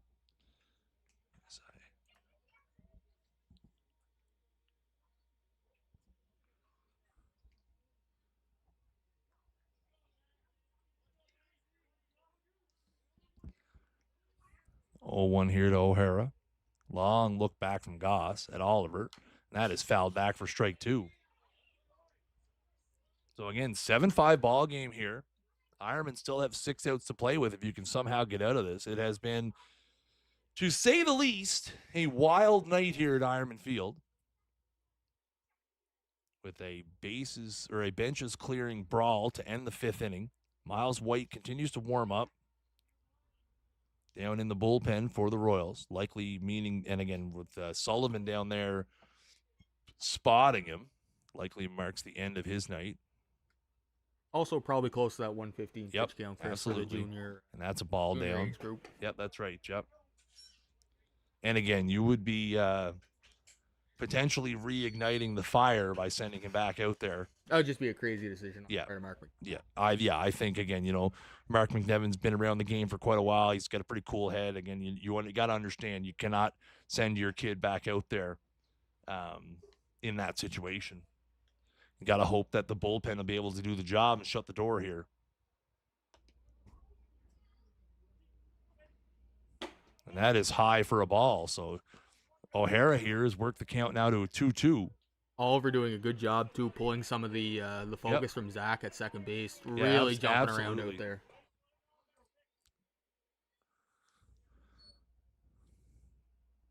Here comes the 2-2. And there's a swing and a miss, strike 3. We'd like to welcome all of the new viewers who have ticked in over the last 15 or 20 minutes, likely hopping in to see some of the brouhaha. Yes. Nothing brings the viewers to the stream like word spreading of a incident that caused the benches to clear. So 2 out now, 2 on here for the Royals in the top of the 6th, and it's Matt Munn. And that, oh, wow.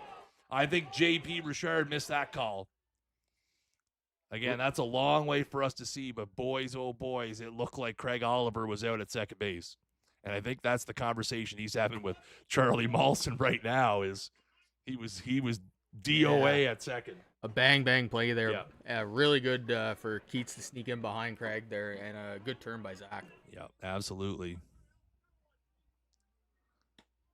And that is just outside for ball one. Goss goes to the slider there. The other thing that'll do, Chris, is that'll shorten his lead at second base by even just a half step. Yeah. And that may be the difference if he's trying to score on a single. Yeah, again, the Royals cannot afford another base running mistake in this game. Again, they've had a couple of base running mistakes, they only have one error officially, but they have had several misplays. Again, there are errors that have not been caught by the guys downstairs. An error in right field, error in left field. They've made, by my count, 4 errors. And that is popped up and going to be out of play. And again, evidence that looks like Miles White is in the on-deck circle to hit for Jake Waugh, who would be next if this inning were to continue. 2-1 is the count here to Munn.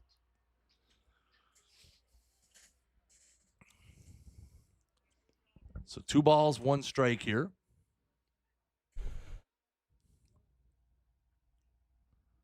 And that is a broken bat flare to the right side, and that's going to land in the concrete pad. And another broken bat. We've seen several broken bats here tonight. That's the 3rd or 4th by my count. And Munn just grabs a bat off the bench and back to the dish he goes. Grab one and says, this one looks like it has some hits That's in right. it. Let me go That's back. right. Well, we'll see what he can do with it here. It's 2-2. 2 out, 2 on here in the top of the 6th inning. Goss has the one he wants. A long look out to second and the pitch. And there is a lookout. Terry Leggett doing some of his best dance moves over there by the first base dugout. Yeah, that was a absolute rocket into the Ironman dugout, and some smiles and laughs, so everybody seems to be okay. No life-threatening injuries anyway. Yes, nice to see some smiles and laughs after wanting to choke each other out here not 20 minutes ago. We got our own treat to. What's Tuesday now? I'm not a wrestling fan. Is it Tuesday Night Raw? Oh, we this Tuesday at Ironmen or something. There's not much there's not much Tuesday wrestling. And there is a grounder to short, and Keats up with it, and he'll go the short way to second. So the Ironmen put up a 0 here in the top of the 6th, and the crowd comes alive here. So we will go to the bottom of the 6th with the Ironmen trailing by a score of 7-5. Ironman Baseball Live is brought to you by O'Donoghue's Irish Pub. If you are looking for a space to host an event, our upstairs area has seating for 40 for your grad party, baby shower, business meeting, or private party. What better way to host than in a Miramichi historic landmark with awesome food and drink? Head on over to our website, o'donoghues.com, to check out our full menu and upcoming event schedule. O'Donoghue's, welcome to your pub.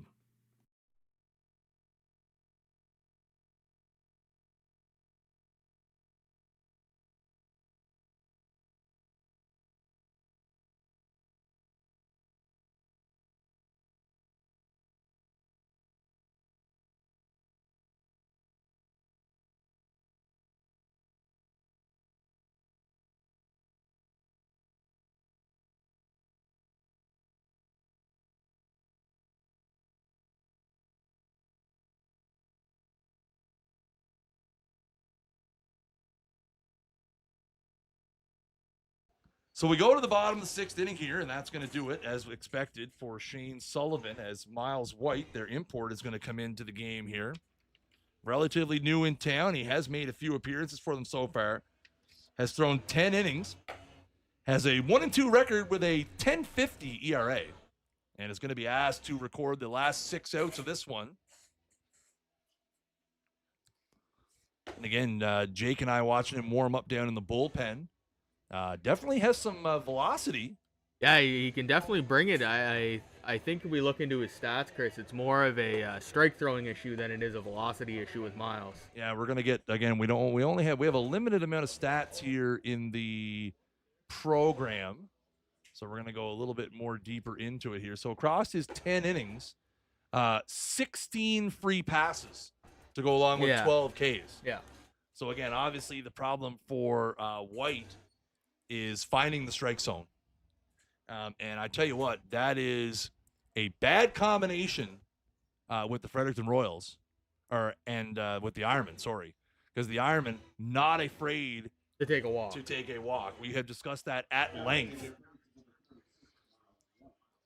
And again, you have top of the order looming for the Ironman as well. So White going to have to try to piece together 6 outs here.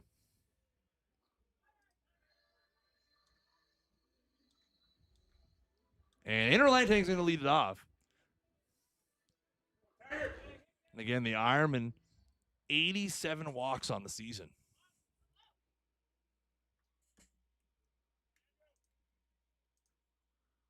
And there's the first pitch from White right down Broadway for strike one. No control issues there, my man.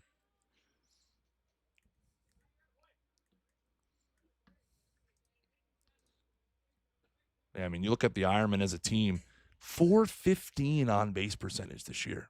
That's got to be top of the league. That is a very, very I'm good not even mark looking for it an up. I'm just offense. going to say it is. Oh, yeah. Very, very good. And White, oh, boys. That was Winner. a slider that, as Bob Euchre would say, just a bit outside. Even the count at 1-1. So, again, it's going to be Langtang, Goss, and then the top of the Ironman order here in the 6th. And that is high and away for ball 2. So, again, you know, the obviously limited action here in the NBSPL for White. 10 innings as he still tries to get acclimated with his new team as an import. And that is outside for ball 3. Might have been up a little bit as well. So it seems as though the temperatures have cooled a bit, both in the air and on the field. And that is ball 4. So a 5-pitch walk to lead off the inning.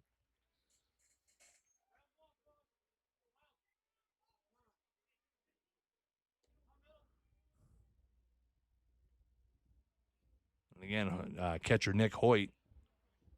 Well, I have to say, you know what, I've always enjoyed, you know, this is the 4th year I've been doing this. I enjoy watching Nick Hoyt catch a ball game and interact with his team. Again, shouting some words of encouragement to his pitcher there. He knows he's been struggling.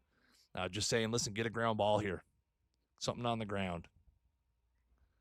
And that is inside for a ball. Yeah, and as a catcher, you're always trying to pick that pitcher up Yep. and say, "Come on, you get the next pitch," and Yep. you're always one pitch away Yep. from getting out of an inning. So You know, as a former catcher myself, right? You know, took that role seriously, right? You're kind of a captain out there. yeah, absolutely.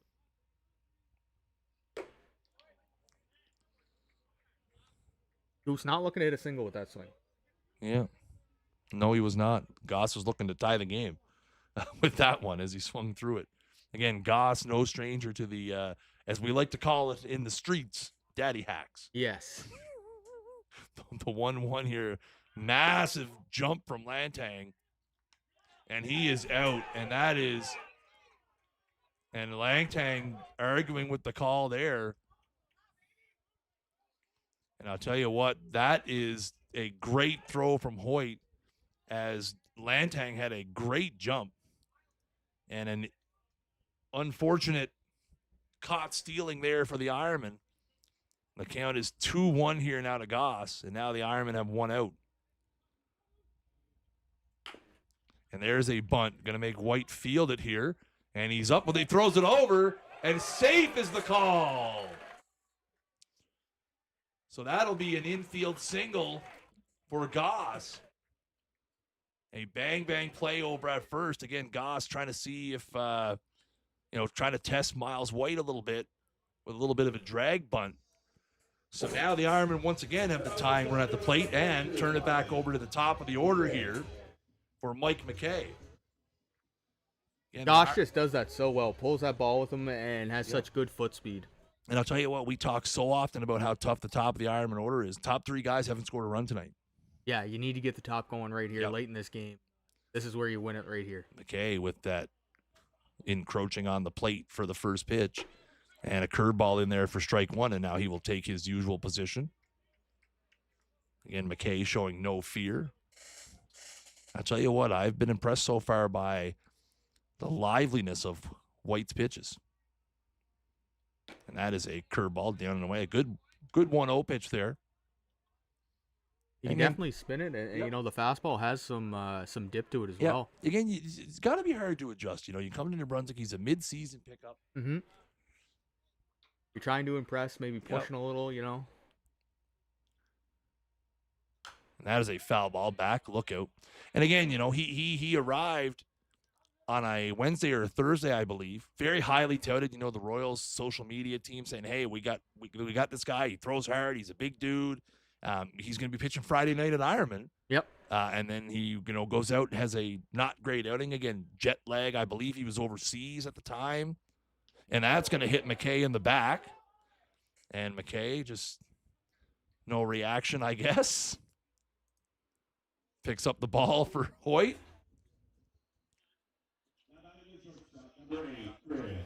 And boy, that made a thunderous thud.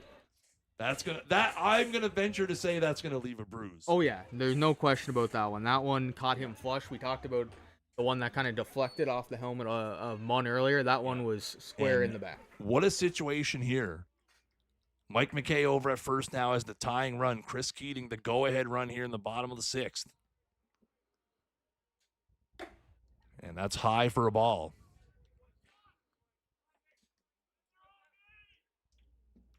And some displeasant conversation out in the field about the strike zone again. And that's strike one. So 1 ball, 1 strike here. 1 out in the inning. Zach Goss is the runner at second. Mike McKay is the runner at first. Ironman trails 7-5. No better opportunity to get back in this ball game than right now. And there goes the runner, and Keats fouls that one off. Goss got a pretty good jump there. But again, Keating trying to put something in play, and now Adam Estey's going to come in from short, and Nick Hoyt's going to go out here to have a quick chat with the pitcher.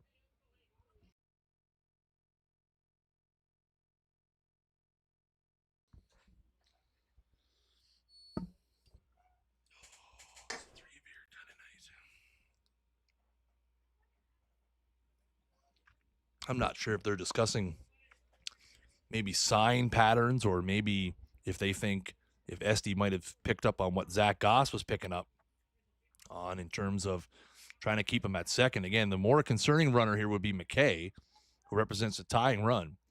Obviously, bottom of the 6th here. Trying to limit the damage if you can for the Royals. And there is a nubber in play, and that is going to be a impossible play. And an infield single for Chris Keating. And now the bases are loaded, and again, you start putting it all together here. A walk, back-to-back, a walk, a bunt single, and an infield single. Can we give him a double there? The guys scoring downstairs have been doing whatever the hell they want all night. Yeah, no, Mike takes the pitch. Zach pulls a bunt, and now you got a chance with Nick Leggett to tie this game with a single. Yeah, absolutely. So now you have the tying run at second, the go-ahead run at first, and Nick Leggett up here. And that's a balk. That's got to be a balk. He was on the mound. And I believe it was that time was not in. Okay, there you go. Time had been called. So, again, Miles White drops the ball on the mound, but time had not been put in yet. So, and that's going to hit Nick Leggett, and that'll bring in a run. So, again, Miles White's control problems. And, again, some chatter towards Leggett. I'm not sure if it was friendly or unfriendly. And it looked like McNevin was going to come out of the dugout and then decided not to. He stepped out as far as the edge of the rocks in front of the dugout there. And now the Royals, their last man standing on the bench here, Isaac Edwards, is down in the bullpen warming up. And, I mean, at this point, they don't even have somebody to go down and spot. Their only other player, Jake Waugh, has been ejected, and they only have one coach on the bench. They don't have anybody to spot for the guy warming up. So now, Jeff Watkins at the plate. The tying run is now at third. The go-ahead run at second. And I'll tell you what, and that is right there for a strike. And I'll tell you what, I am shocked Julio Hernandez is not warming up for the Ironmen. Yeah, no, unless they plan to use him Thursday. Yeah. And that's a couple of great pitches from White there. Fastball on the outside part of the plate, and then he backs it up with a curveball. Couple of great pitches there from White, and time's going to get called here, and I think White looking for a new baseball. Not sure what was wrong with that one.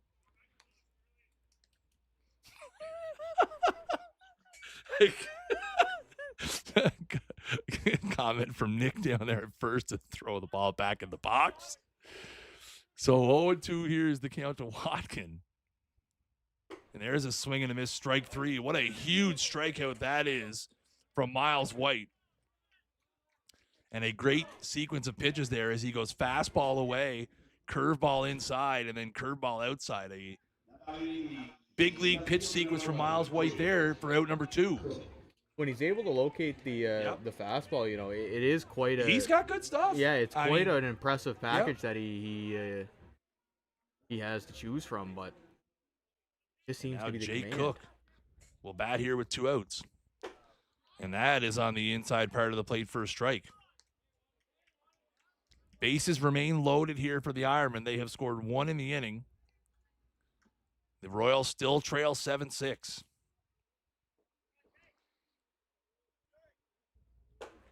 And that's inside for a ball.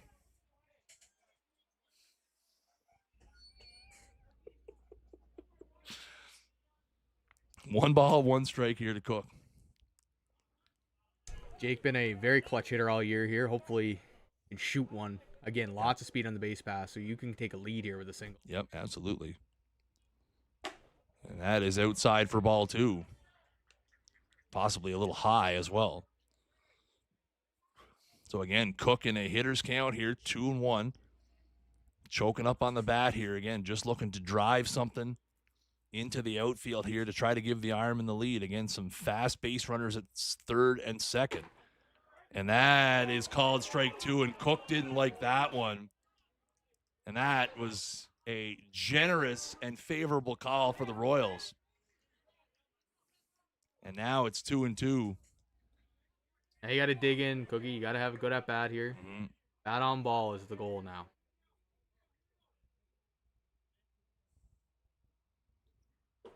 And that's down for a ball.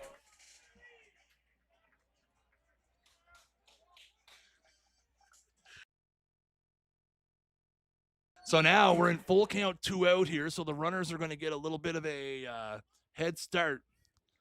Most important pitch of the ball game right here. And that is hit hard towards second. Oliver is going to be up with it, and he will make the play. So the Ironmen will score 1, and they will get no more as Miles White is able to shut the door, and the Ironmen strand the bases loaded. And we're going to go to the 7th inning. The score is 7-6.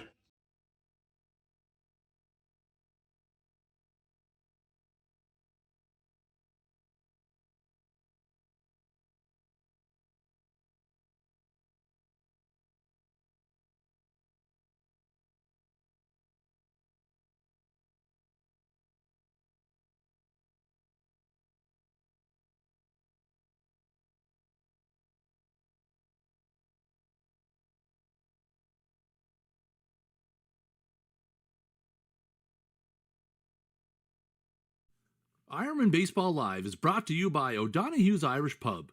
Our beautiful back patio is open and dogs are welcome. We even have a special O'Don's Irish Pup menu for your furry friend. Head on over to our website, o'donoghues.com, to check out our full menu and upcoming event schedule. O'Donoghue's, welcome to your pub.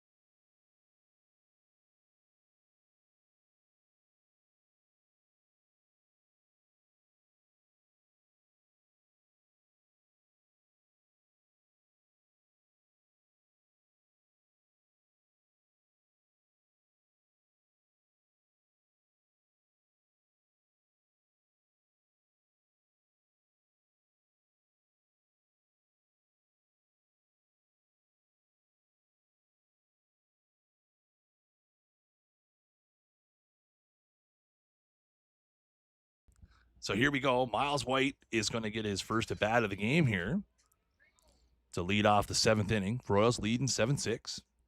White replacing Jake Waugh, who was ejected from the ball game for his part in a benches clearing brawl.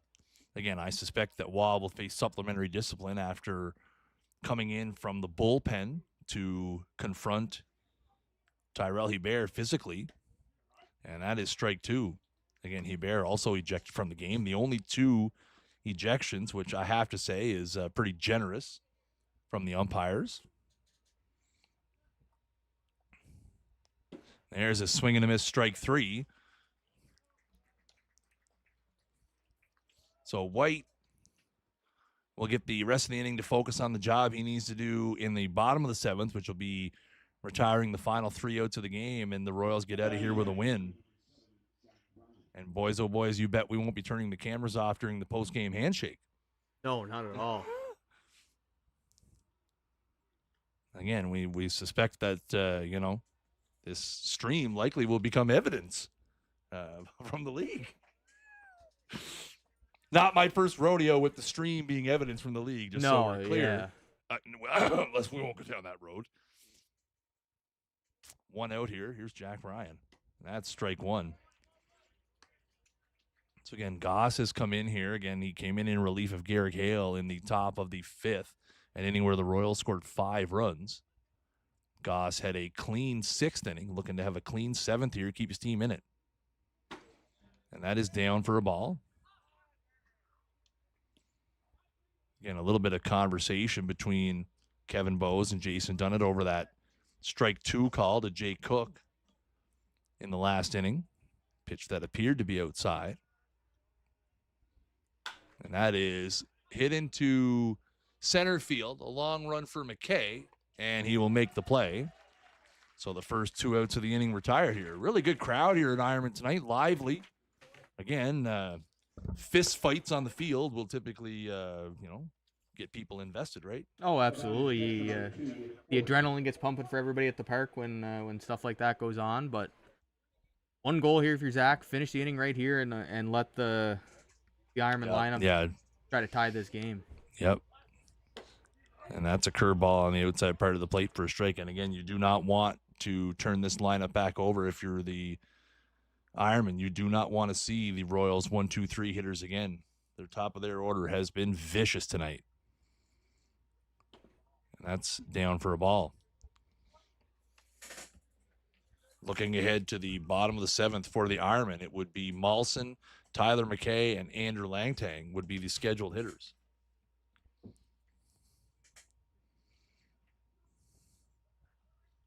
And that is line foul. And again, with Tyrell Hebert out of the game, I really don't see any pinch hitting opportunities amongst that group. No, that I believe that leaves Rylan Matchett, Logan Walsh, and Could see Walshy pinch hit for Langtang. Yep. And there's a swing and a miss, strike 3. So a quick top of the 7th for Zach Goss and the Chatham Honda Ironman. So we go to the bottom of the 7th, last kick at the can as the Ironman trail 7-6 here on O'Donoghue's Ironman Baseball Live.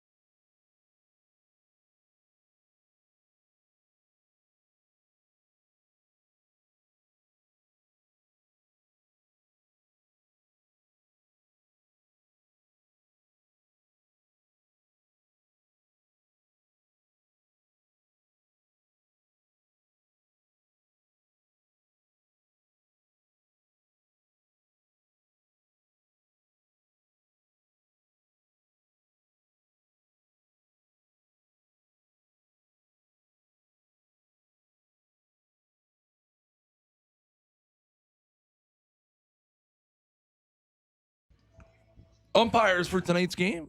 Jason Dunnett handling the balls and strike duties behind the plate. JP Richard is down at third. Dave Morrison down at first tonight. So we go to the bottom of the 7th inning. The Royals, 3 outs away from their 7th win of the season. Again, they're sort of relegated at this point to battling with the Moncton Mets for who will have home field advantage in the 4-5 series. Again, these teams play twice more over the next week as the Ironmen will travel to Fredericton Friday night and Monday night, both 7:30 starts on Baseball Hill. Our next broadcast will be this Thursday, 7:30 p.m. as the Moncton Mets come to town for the final time in the 2025 regular season. And then our final broadcast of the season will be next Thursday, August 7th. As the Islanders will be in town. And again, Islanders being in town means 8 p.m. start. It also means honor roll night. So here we go. Bottom of the 7th here for the Ironmen. Miles White did battle a bit of control problems in the bottom of the 6th, but was able to work around it, loaded the bases with 1 out, was able to get out of it. Charlie Mawson going to lead it off here in the 7th. And that is ball 1. And that pitch was a strike to Jake Cook last inning. I feel like I have to point that out. Yeah, tough first pitch. Good pitch by Miles to start the inning. Yep. Charlie Didn't probably get the looking call for there on the outside. The inner half. Yep. There it And is. that's on the inner half there for a strike. And again, right, Miles White, in a series against Moncton, could be the X factor, right? Obviously, Fredericton not, that's a ball that's around the plate. Obviously they've got Colby Lyle. Sullivan pitched really well here tonight. Obviously, Josh Dennis, is a very crafty lefty. This would give them another bullet in the chamber. Oh, absolutely. They also have O'Hara that threw. Yep. And that is popped, and that is going to be some sort of trouble. And it's down. The ball's on the ground. And again, another adventure in left field. And boys, oh boys, if that's not what the Ironmen needed. And again, I think this ball, Chris, came down and hit Adam Esty in the face. He's staying down. I was going to say, Esty looked like he caught him in the face, maybe the collarbone area. Again, looks like he's going to get up here and be okay. Again, the only sub available for the Royals is Isaac Edwards, who I don't think I've ever seen play the field. I'm not sure. I believe he played a game of left field. We were in Fredericton, I think, 2023. Listen, I've said it before on this broadcast. Isaac Edwards, stand-up dude. Yeah. I told the story. I love the guy. Went to Kingswood last year. I was injured, had dislocated my shoulder. He was a stand-up dude about it. Again, Edwards has his glove. He's ready to go in here if he needs to.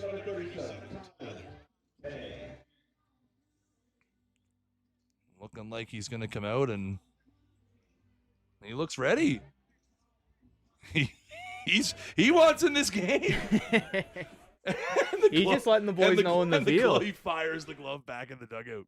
He's just telling the boys, hey, if you need me, I'm down here and I'm ready to go. So here we go. So now, again, at the end of the day, that is charged an error, E6. And the tying run is now over at first base. Again, another miscue for the Royals. And McKay gets that one out in front of the plate. That's going to be a tough play, and there was nobody at third, and Esty very quickly again. That was a mistake by Esty there because he did not execute the wheel play, and nobody had covered third. Thankfully, heads-up play by Esty to realize his mistake, and he got over there in a hurry because Mawson was looking to try to race him there. And now, as we said, pinch hitter situation. Logan Walsh comes off the bench for the Ironmen with the tying run at second base and 1 out here. Walsh on the season hitting .227, 15 for 66. He does have a triple and a home run amongst his 15 hits. That homer came on Saturday, Chris, and by all accounts, an absolute moonshot by Logan Walsh. Well, listen, wouldn't mind one right here. And that is down and away for ball one. So again, the Royals have flirted with disaster several times. Again, they only have 2 errors on the scoreboard. By my count, they have committed 5. And that is well outside. And Charlie's got to by be Hoyt there. very aware here that White is having some issues finding the zone, and a ball in the dirt, you can get yourself that 90 feet real quick. And again, like we always say with the Ironmen, the top of the order looming here. Number 8 hitter at the plate. And 1 out here in the inning. I know the scoreboard says 0, but there is 1. And that ball is hit high and deep to center. And it's going to be missed. He dropped it. Another error for the Royals, and that is going to allow the tying run to score. Walsh is going to be thrown out at third. But the Ironmen have tied the baseball game on the Royals' 6th error of the night. Again, unfortunate that Walsh was thrown out at third and appears to be hurt. But again, that was, for all intents and purposes, Jake, a routine fly ball to center field. Yeah, I think Charlie thought he caught the ball. He took off and then turned around back to second, and then... We had a good look at it here because Ryan kind of turned back towards facing the first baseline. And it does appear that Rylan Matchett getting loose again, and we're going to have times called here for a second. And I think that's just Willette coming in to try to cheer up his starter, who again, and again, the guys downstairs score that a hit, which is just an embarrassing homer call. No, and that ball is hit high in the air to center. Ryan underneath it. And unfortunately, that is not an even trade as he drops the previous one. So the Ironmen have tied this ball game, which means free baseball as we go to extra innings. The Ironmen tie it up here in the bottom of the 7th. We are off to extra innings, and it's going to be the top of the 8th with the score 7-7 on Ironman Baseball Live, brought to you by O'Donoghue's Irish Pub. Ironman Baseball Live is brought to you by O'Donoghue's Irish Pub. Come by and try one of our new menu favorites, the tot of the morning to you. Mayo, lettuce, tomato, egg, bacon, cheese, and 2 tater tot rings, all on a brioche bun served with home fries. How can you pass that up? We have brunch every Saturday and Sunday from 9 a.m. until noon. O'Donoghue's, welcome to your pub.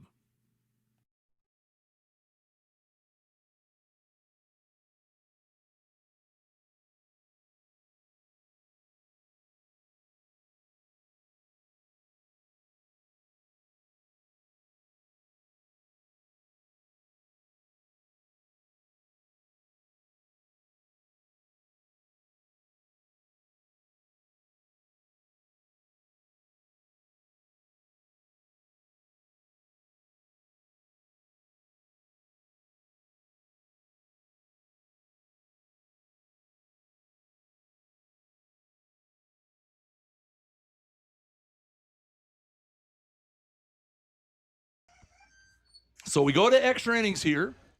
Again, the Ironmen tie one up. And again, I'm going to be honest,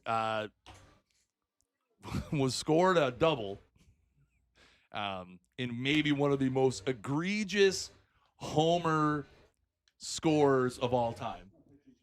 Again, the scoreboard says 2 errors. I have the Royals with 6. Dig, I don't know what you have. I have 6.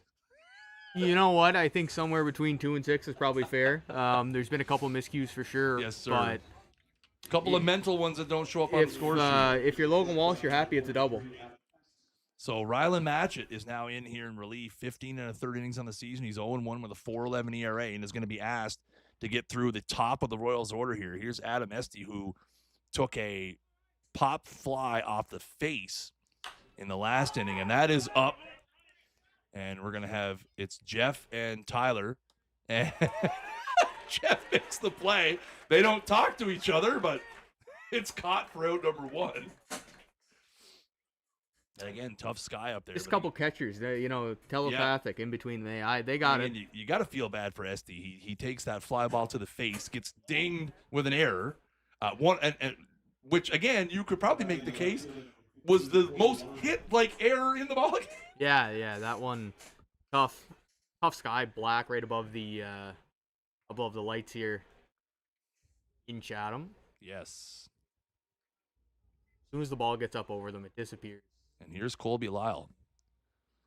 And that is lined back up the middle, and that's going to land in front of Mike McKay for a base hit. And again, I was just about to say before Lyle ripped that ball back up the middle, getting Esty to lead off this inning, massive. Because this top four in the order has had a pretty solid inning. I know Willett's, I think he might be 0 for 3, but he has hit the ball hard and he's moved guys around. Yeah, absolutely. But again, the Royals down a first base coach too here. Nobody coaching first.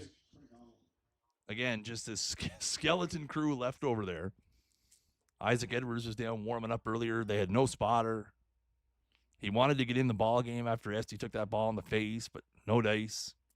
That is out of play foul. And I'll tell you what, the game on Monday is at 6 p.m. Well, that's good to know. All I have is what they put in front of me. The program says 7:30, so I will have a very at-length conversation with our. That would make sense where it's a holiday. That it would be earlier ball game. The program I have in front of me says 7:30, so my apologies for fake news. 0-1 here, and there's a wow. I mean, that was a strike. Where I'm more curious. I'm not worried about the swing. Where was that pitch? Must have been up. I am more 1-1 here. am more concerned about where that pitch was. Anyway, 1-1 here. Nice to see Ryland has come in here and thus far has been throwing some strikes. And there's a foul back. Look out right into your living room.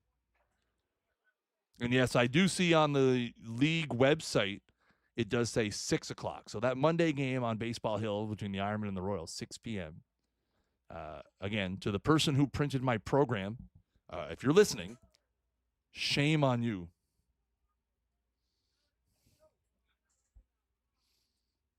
Great time for Ryland to induce a ground ball right here. Hit one right at Keats, get you out of this inning, and hopefully the top of the lineup can do the damage next half. Here comes the 1-2, and that catches him. So Oliver will go down to first base, and that is unfortunate. After getting up 1-2 with a couple of good pitches, now all of a sudden you have 2 on and 1 out.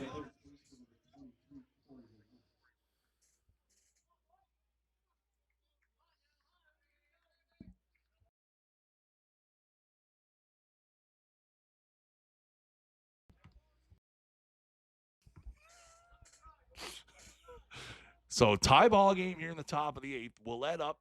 Runners at first and second here with 1 out. And that is a grounder to first. And Nick will go the short way for 1.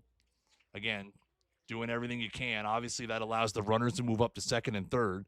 But you get 2 out. Or the second out, I should say, of the inning. Sorry, it's been a long night, folks. I'm delirious. We've had a little bit of everything. We've had 5-run innings. We've had momentum swings. We've had errors. We've had comebacks. We've had, we could end up with a walk-off here at some point, and we've had a brawl.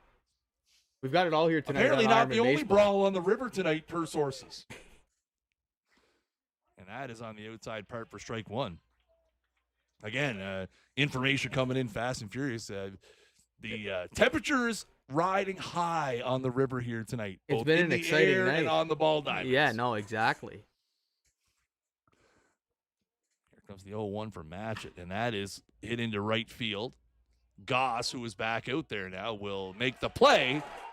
So a scoreless top of the 7th or 8th jumping means we're going to go to the bottom half with a chance for the Ironmen to walk it off here, as it is 7-7.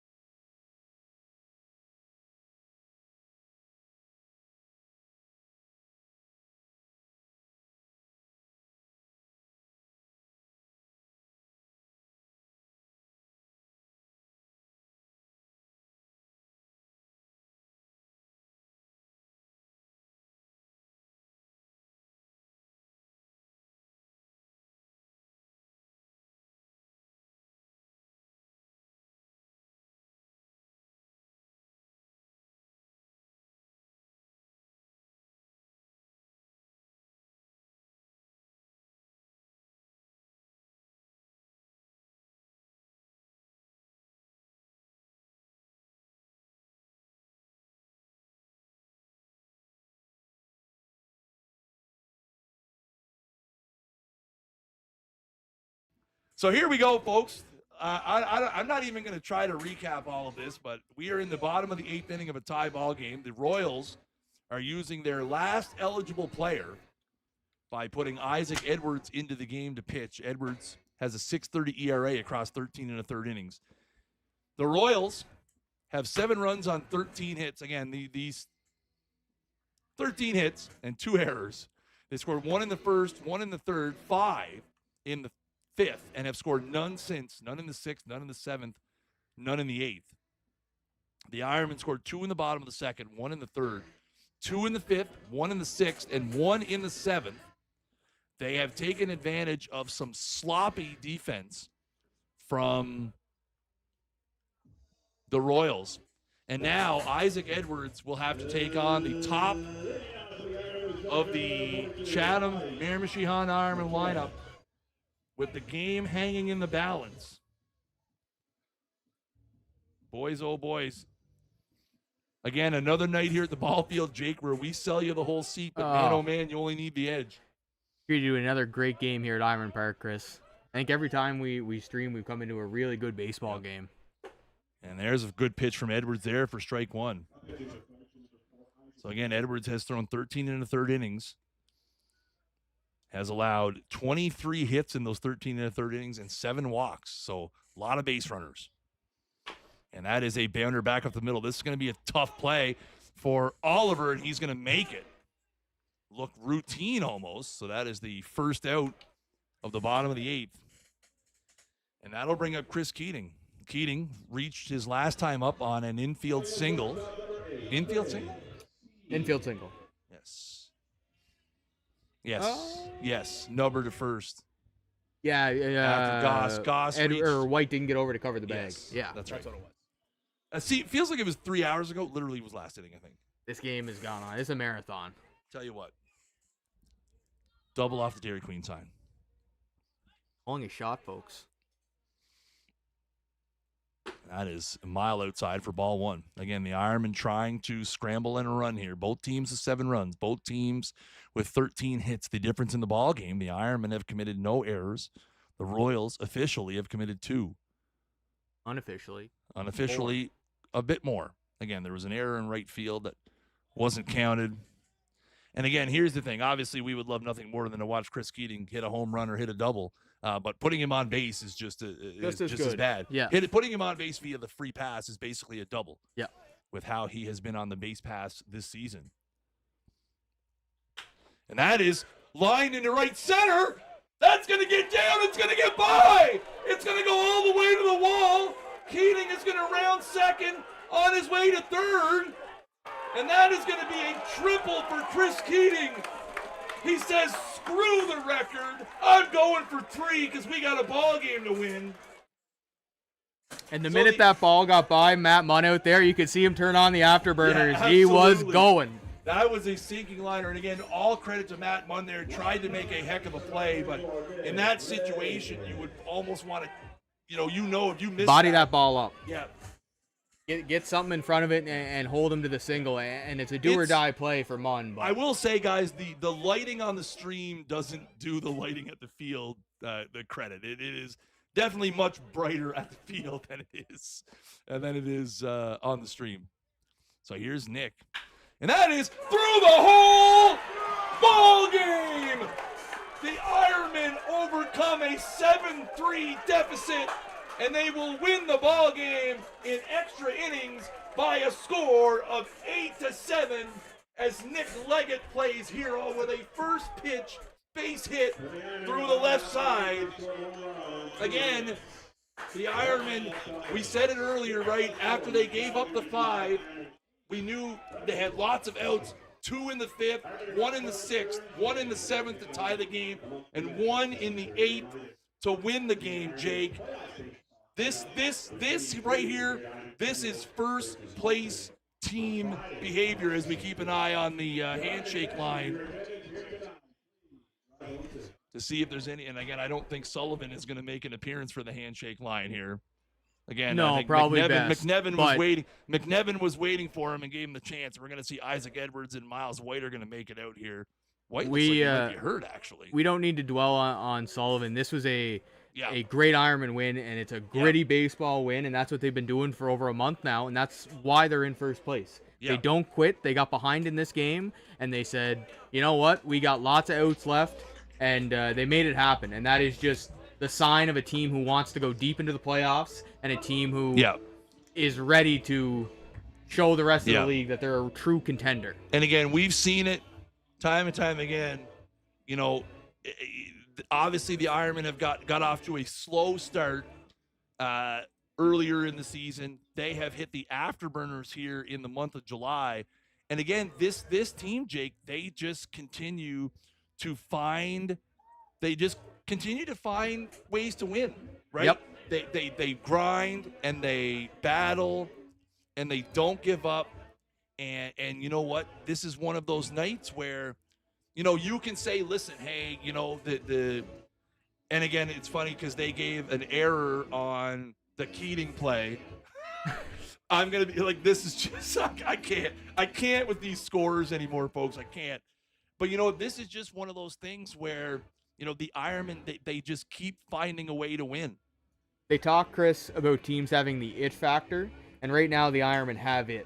And it's, you got to hold on to it, and you hope you can carry it into the playoffs. They have one more game in July. They are 9-1 this month. The last time the Ironmen lost a baseball game was in St. John on the 12th of July.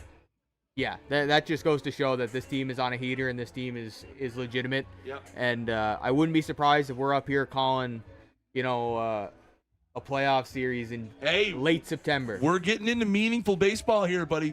Strap it in, folks. I hope you guys have a great rest of the evening. The final score here from Ironman Field is the Ironman 8, Royals 7. On behalf of the best color guy in the league, Jake Dignam, I'm, of course, Chris Jardine, the voice of the Chatham-Miramichi Ironman. We will see you guys again Thursday night, 7:30 p.m. here on YouTube, Facebook, and Twitch, as the Moncton Mets will be in town for the second-to-last Ironman home game of the year. Again, the final score, your Chatham-Miramichi Ironman 8, the Fredericton Royals 7. Take care and enjoy the night.